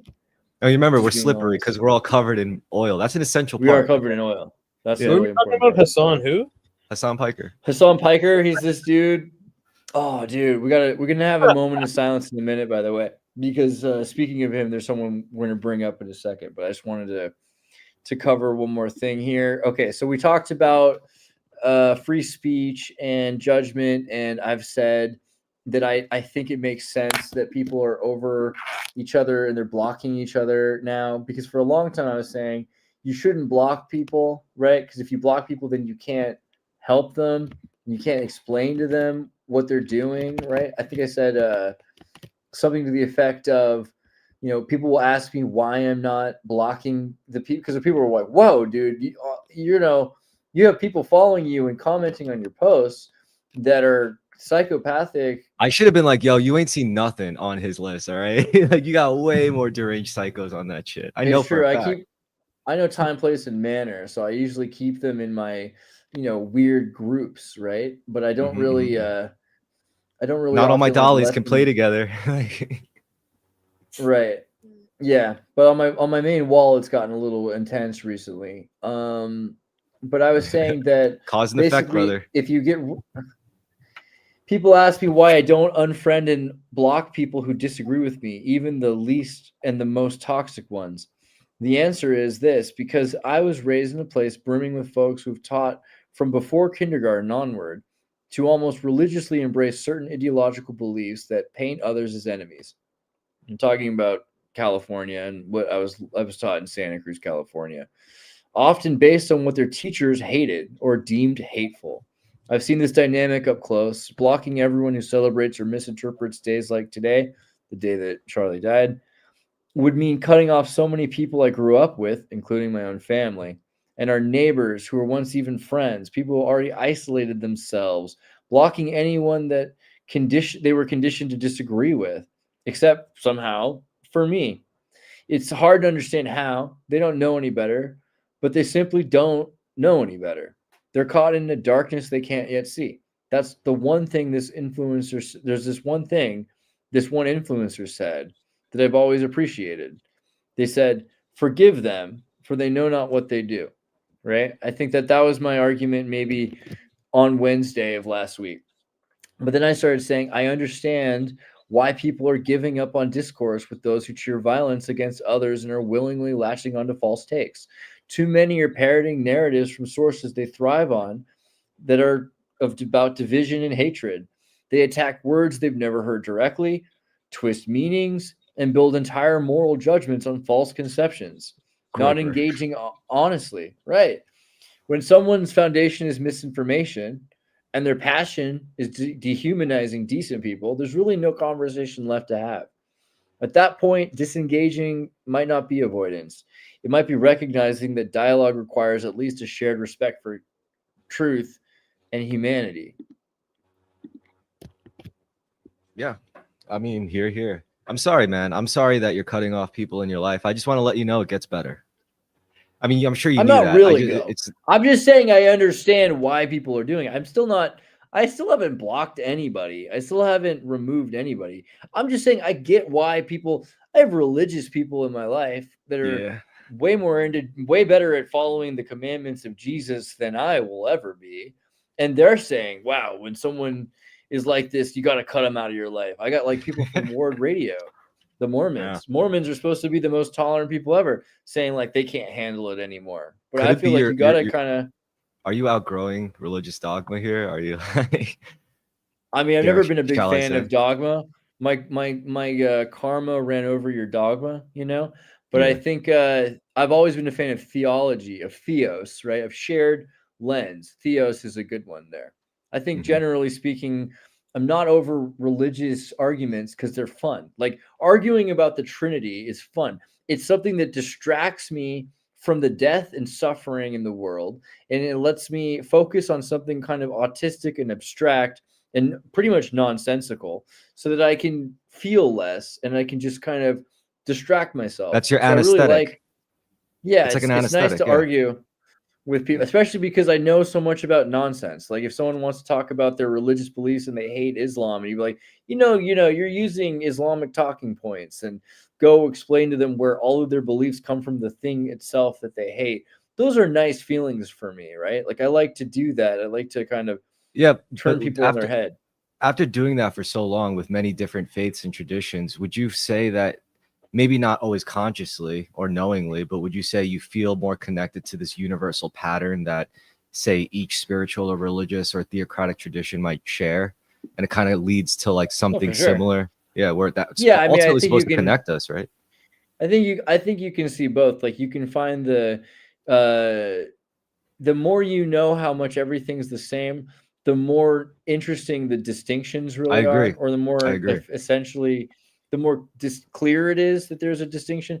Like I mean, there are things that I think the people that argue between Catholicism and Orthodoxy, they don't realize that how many of the things that they actually have in common. Or particularly, I've noticed the people that hate Islam, they're Well, like it's they're saying one thing that came up earlier today was the guy was saying like the Bible is the inerrant, perfect word of God, and it's like no Christian ever said that before Islam. That is an Islamic talking point. The Quran literally means recitation, which they think is the God spoke to Muhammad. And they think so. Any Christian who tells you that the Bible is just the word of God, clear without any sort of interpretation, doesn't understand the history of the church, of every apostle, of every school of thought, every heresy, every teacher, the Nicene Council, all of them arguing, Augustine, St. Anthony, Erasmus translation. They don't understand. These are 30 or 40 or 50 or 100 different schools of thought on top of the Septuagint of every different gospel that they had to pick which gospels they wanted to collect to put into the Bible. They just look at the Bible like it's the Quran. And so it's really funny to me when they say they hate Muslims, but their whole religion, their whole idea of Christianity is literally just the Islamic flavor of Christianity. Because at some point in the 15th century or the 13th century, their family or someone they learned from was from a region of Christians that were conquered by the Muslim caliphate, right? I just feel like that's, that to me is funny. That's funny. Right. I think and also there's something to be said about how in the modern world people are starting to value like abstractions of power or abstractions of wellness, for example, like, because it must have been hard to sell the benefits of living piously to like, people say 1,000 to 2,000 years ago, whereas nowadays it's like the average person like me can probably have an easier time of kind of picturing, what it means to actually live grateful every single day for life, to God, to practice that gratitude in some maybe small way, but doing it devotedly, loyally nonetheless, and what that actually does for you. Like it's not going to necessarily directly put money in your pocket. It's not going to save the life of your sick relative. However, it's going to allow you to deal with every situation that life throws at you much better. Like instead of like always saying turning the other cheek or smiting the enemies of God, you'll know when it's like appropriate to like act in his will. I mean, that's kind of how I look at it. Like, I just, my life usually goes the best when I'm just like a tool for God. It's like I forget about Chris for a bit, and it's like, just, you know, like, all right, there's a person here who's having a really hard time with something emotionally, and that's when God would talk to me. It's like, yo, just fucking help him through it. Like, what is he projecting all this hatred on? You know, explore that with him. He says it's the Muslims. He says it's the gays. He says it's the white people. Whatever. You know, run that through with that person until they realize, no, it's not them. It's kind of something within yourself that you got to work through, and that to me is divine. You know, like those are miracles. I think I'm that's just a fair picturing thing. God. Go ahead, Chris. Just picturing God looking down on Chris and saying, "Wow, this guy's a tool." Well, a tool Yeah, is the whole point. It's okay. I'm fine with You that. want to you know? be a God, tool. yeah, Being a tool 'Cause of God is like the best thing that could happen to anybody. dude, it's a two-way street. Like, I give God my energy and time, and in return he gives me shit. He lets me play with his toys, like detachment, forgiveness, patience. You know, these are all gifts from God to me. This isn't something that was really like that anyone like a company could pay me in. Like, this is something that I could only earn once I actually do sincere practice in some way, and God lets me play with it. He's like, all right, you walked my path, you lived by the fucking word, you did the things regardless of other people recognize it or not. Now, in turn, I'm going to give you the ability to be patient. I'm going to give you the ability to forgive earnestly. I'm going to give you the ability to be more gracious, you know?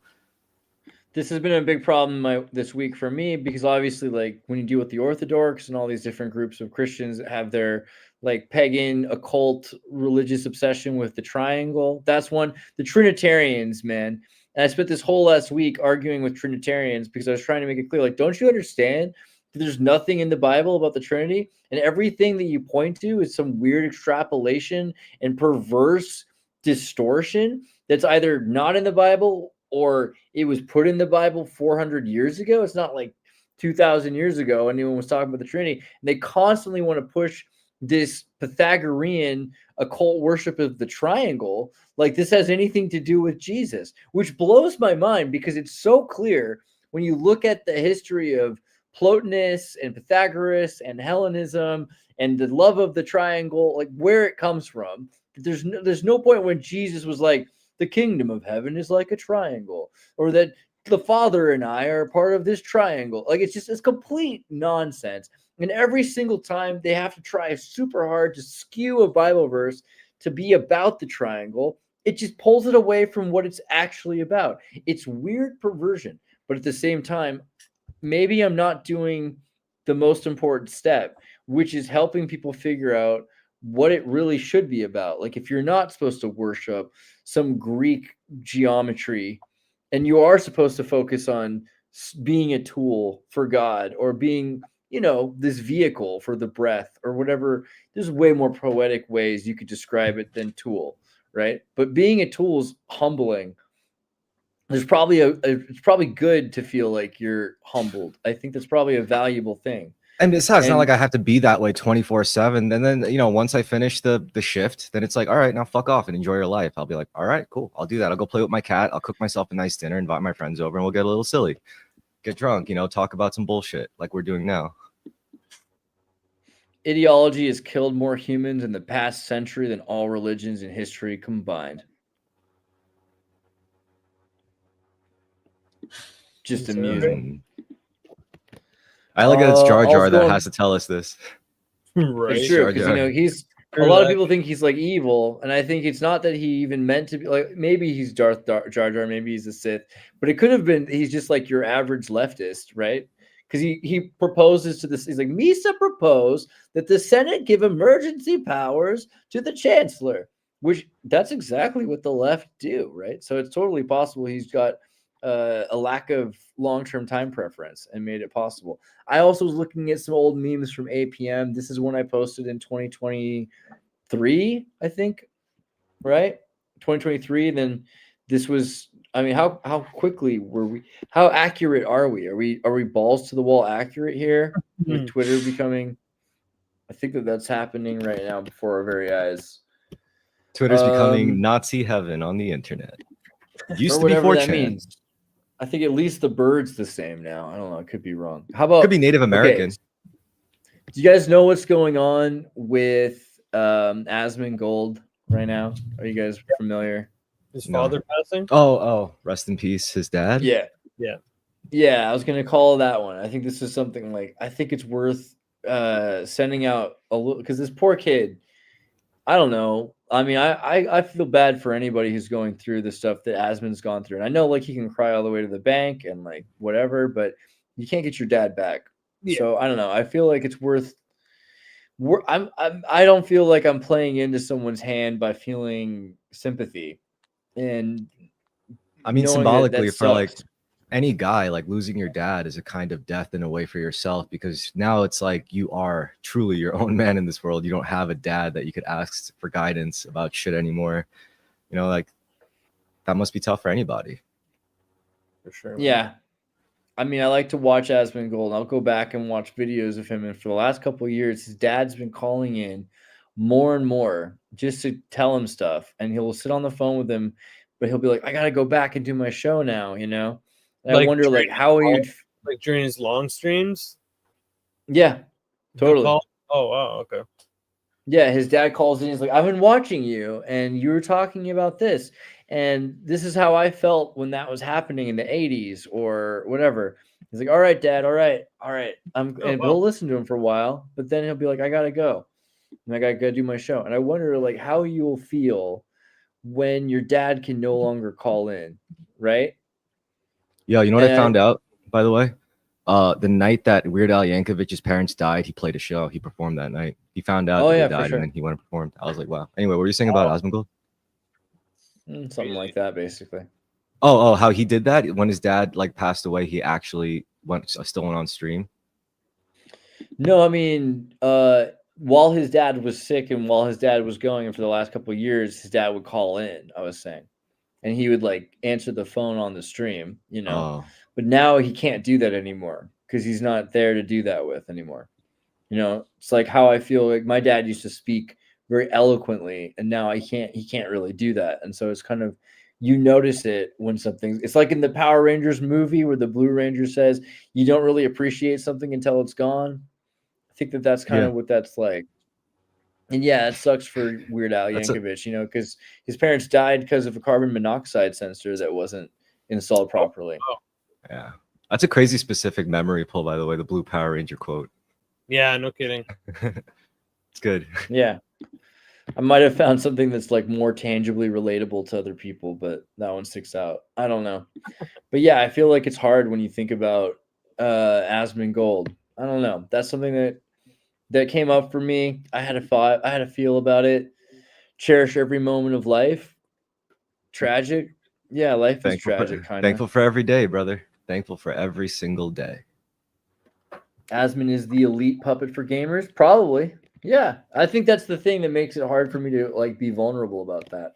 But at the same time, that makes it easier for me because like I'm not gonna cry about many things, but don't you dare put on Brother Bear because I won't make it. You know, I'm gonna literally just I don't know. I can't handle it. I literally emotionally am broken every time that movie starts. I can't even listen to the music from it because it'll pull me back into it and I'll just start crying for 6 hours. So maybe we just need like to schedule emotions, right? The Disney. Yeah, I think there's a lot of like untapped parent issues going on in the current of our whole generation. I mean, just the other day, I mean, maybe this is specific and too anecdotal, but I was just talking to my dad on the phone, and my friend like choked up. I was like, "What's wrong, man?" And he's like, "It's just the way you guys are so honest with each other." I was like, "The fuck." We always talk like that, man. Yeah, I think it's hard for people because a lot of people have a fake relationship with their families, and maybe that's easier for a while. Like I remember specifically, my mom always thought, "Why can't we all be nice to each other?"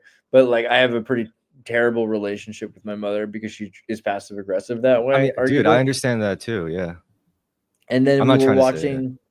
No, I mean, I was gonna say at one point we watched that episode of Everybody Loves Raymond. And I've like probably seen 3 episodes of this show, but where Raymond's wife's parents get a divorce, and they're like, "What? That's crazy! Because you guys are always so nice to each other."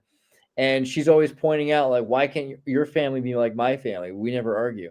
But they're like, well, you know what? We're getting divorced because we never were able to communicate clearly with each other.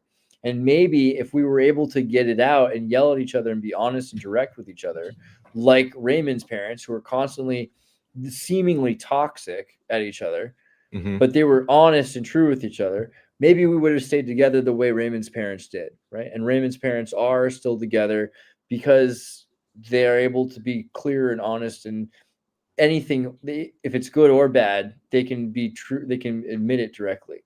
Totally So true. maybe I it's mean, worth it, probably. yeah, like as good, as honest and cool me and my dad are now, like, you know, I was probably the reason why he got arrested at one point. There was a time where he beat the shit out of me because of, like, our whole relationship was just a whole mess, like, growing up when I was a kid. Yeah. So it's like now at this point as adults, I'm like, what the fuck could we already did all this shit, you know? It's like, what's next? I mean, we're both like adults and we're dying, like, all of us, like, we're good. Yeah. I think also that helps you understand that they're not, I don't know, there's a point where you can, I don't know. I think I am benefited by knowing my parents aren't God and knowing that they're children of God, that they're just children. Yeah. I think knowing Yeah. that they're screw ups and that they never matured beyond a certain point and that there's more to do. And like, same for me, like, we're all on a path, right? I think that that's a huge thing a lot of people don't get. And they're constantly thinking that their parents are perfect or that they're, We're the root of all their problems. yeah, one dimensional. They have more power than they do. Giving them more power than they actually do doesn't help your parents any more than it helps you. Yeah, agreed. I mean, all right, to make this kind of somewhat positive, I would say, like, if reincarnation is real, right? The only responsibility we really have in this lifetime is to just kind of help fix our generational curses, our generational trauma, our family issues. Because, I mean, the bloodlines are just like transit lines, right? For souls to incarnate. So, like, what else is there? After you do that, you could pretty much do whatever you want in life, as long as you're not, like, getting in the way of someone else doing whatever they want in life.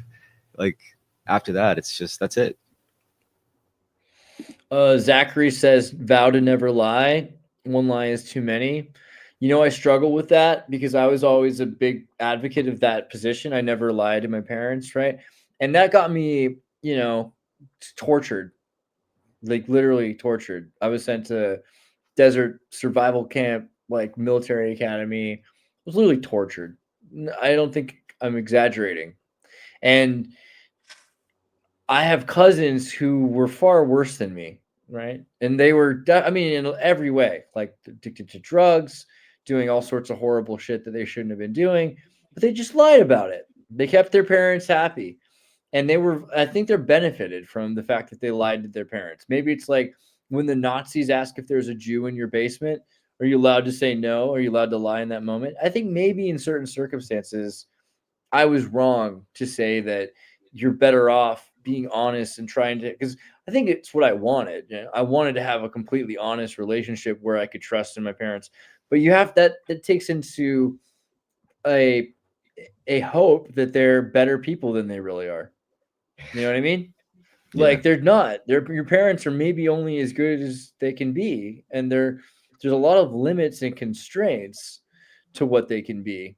And maybe you're, like, unless you've got like just your parents are God, which they're probably not, then I don't know. Maybe like what is truth? I don't know. It seems maybe I'm wrong. I don't know. I don't want to tell you to never lie, but I don't want to tell you that lies are going to make it better. I don't think that that's true either. I'm not sure. I think if you could spiritually grow past your parents, that's also good for your parents. First of all, they get to be surprised in life, which is always a treat for, like, aging adults. It's like, wow, my child actually figured out life a little further than I did. And then you could share that experience with them to know that all their effort was not a waste at all, regardless of, they ended up making the world a better place, even just a little bit, by making something better than them. So I think it's still worth to keep going. Like, even if you start to see, like, eye to eye literally with your parents, keep developing. Don't use them as like a benchmark. Keep going, see how far it gets. Then you get to teach them something. Like, What do you think, Jordan? I think it definitely depends on the situation. I mean, sometimes omitting the truth can be better at a time. Whether you, I mean, sometimes even if you're going to tell the truth in the end anyway, sometimes you're just delaying it. But I mean, sometimes, like you said with the Jews and the Nazis, I mean, of course, like, would you lie to save someone's life? Generally, I mean, I would think so, right? So, I mean, it depends on who's getting hurt by the lie. I mean, yeah, I mean, sometimes it could be beneficial to lie, and no one gets hurt. It's a net I think, positive to lie sometimes. the ideal is to be able to just withhold information. You just say, get the hell off my porch. I mean, if only we lived in a world that was simple enough to do that, that would be the ideal. But sometimes it's not. It doesn't work. I don't know. I got a question also. I'm gonna read a quote, but I was just thinking, like, Jordan, don't you have William Ramsey? Are you doing an interview with William Ramsey soon? Is that the thing? Yeah, so 6 p.m. Eastern, if you guys want to join us on Divulgence. We got William Ramsey on the show, author, filmmaker, researcher. He's got all sorts of awesome books, but we're going to be talking about the 1962 film, The Manchurian Candidate. He's been doing deep dives to that, so we're going to get into that. So I'm pretty excited about that for sure. William Ramsey's based. We've had him on a few times. I'm looking forward to watching that. That seems like a pretty cool. Love William Ramsey. I love it. We had him on to talk about Aleister Crowley and how he, is connected with like the New Age movement on Aleister Crowley's birthday.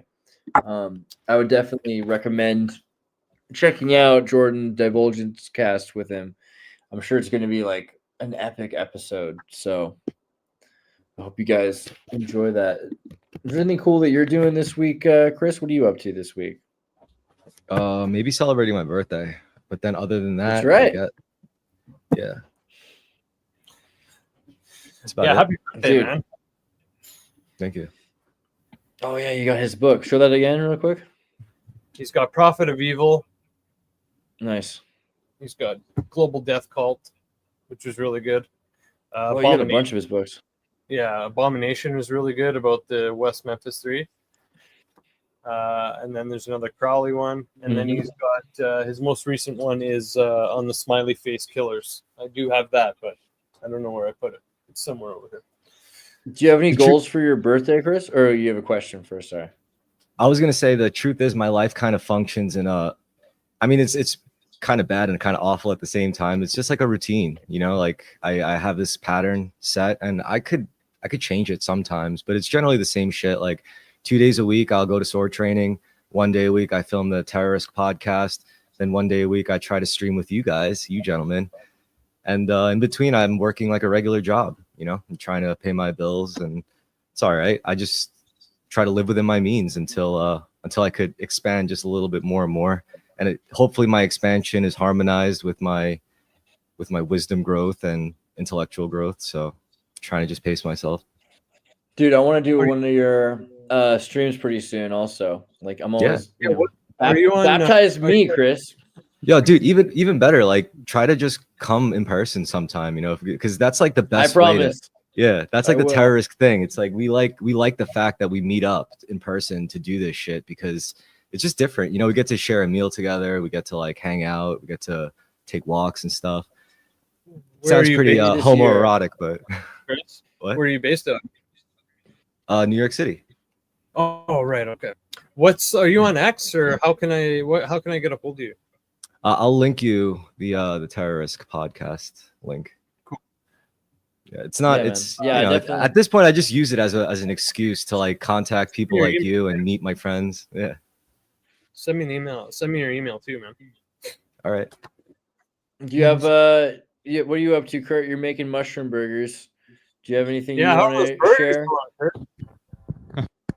They're gonna sit on there for probably over an hour at around 200 250 degrees. Takes a little while. That's how they turned out real good though. I'm gonna put some smoked Gouda cheese on top, along with some sriracha cheddar, which I think is going to turn out very nicely.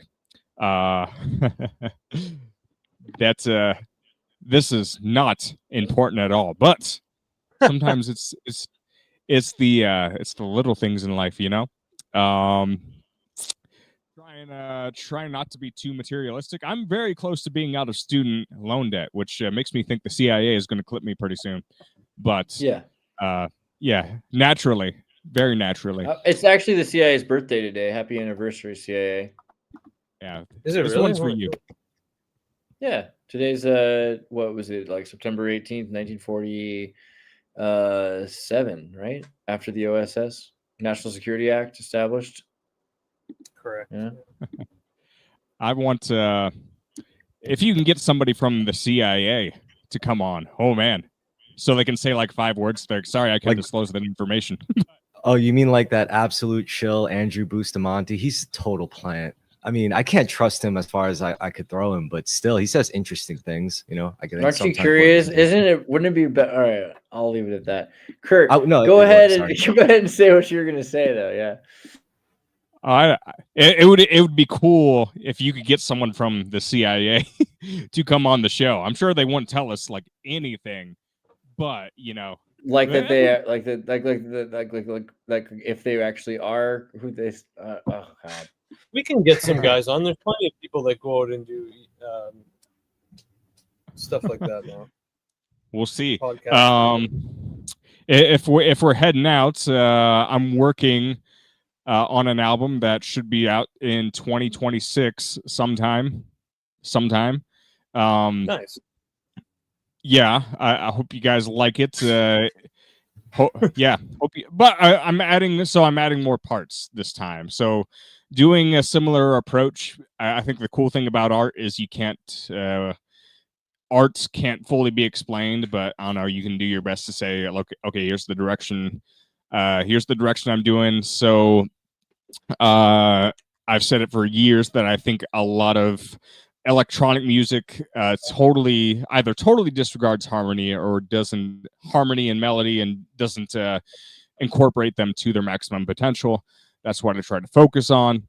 Also incorporating some live instruments with, different types of, we'll say, formscapes and different, rhythmic beats and different synthesizers. And so it's not disregarding other experimental electronic sounds or experimental synthesizer sounds. It's incorporating that into something that's not supposed to be obnoxious. I think that's the weakness of a lot of electronic music, is that it just immediately sounds obnoxious in a lot of settings. If I really like something, sometimes I show it to my friends and I realize how annoying it sounds. But the other side of that, sometimes it checks out. It passes the tests of like, oh, I can show this to other people, So I'm really sitting down and focusing and analyzing every second of the music and saying, okay, how does this flow from the next thing to the other?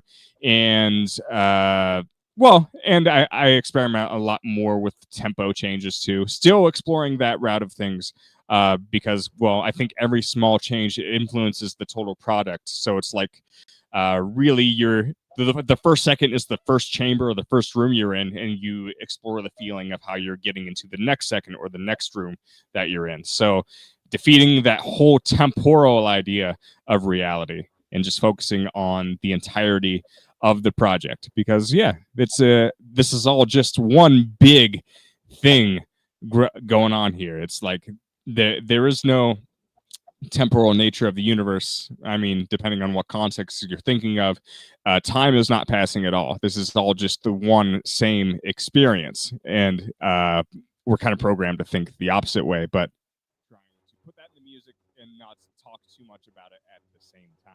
You know how it is.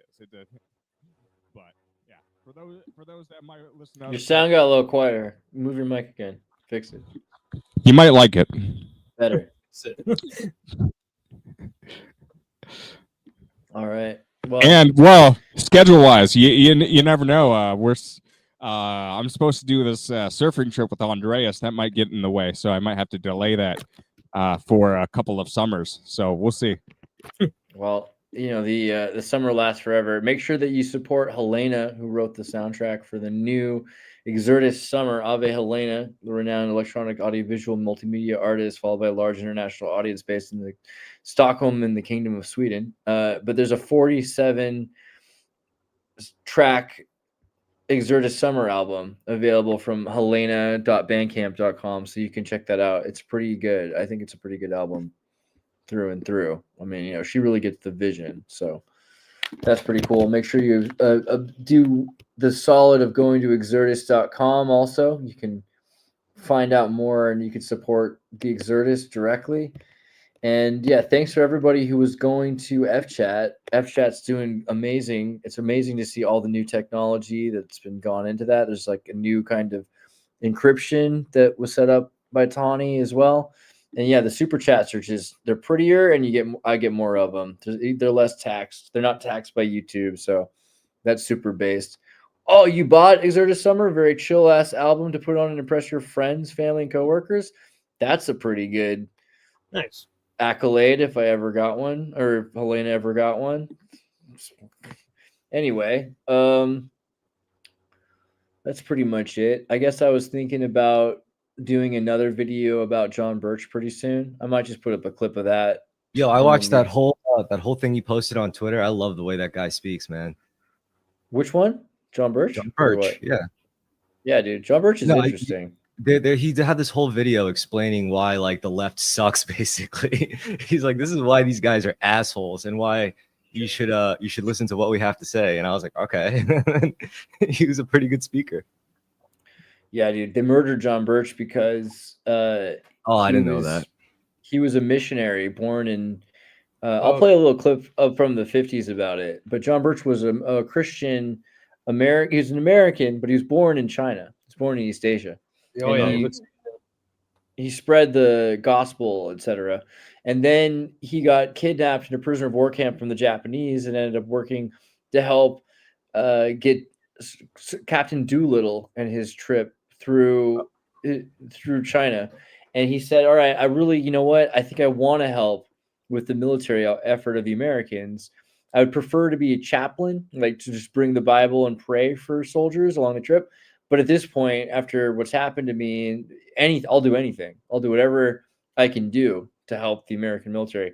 And then the American military betrayed him after the war and got more involved with international communist conspiracy, connected to the Soviets, helping the Soviets and the Maoists. I noticed, yeah.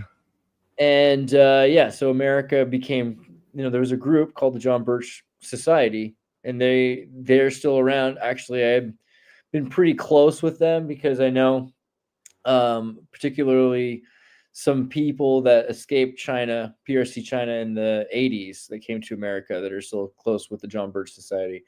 But yeah, we could talk about that at some point. Old World Micmac wants to talk about the Jesuits and covering up Tartaria. We can definitely, I got to get back into just doing videos that talk about this. But long story short, they divided and conquered the entire empire by empowering nepotistic little parts of the empire and claiming that this group was different than that group and getting each other to fight each other, not unlike what they're doing today in America. I think we'll see more and more divisive politics until people start to work with each other instead of against each other. I should really record my thing on Surgeon Monast Operation Bluebeam pretty soon.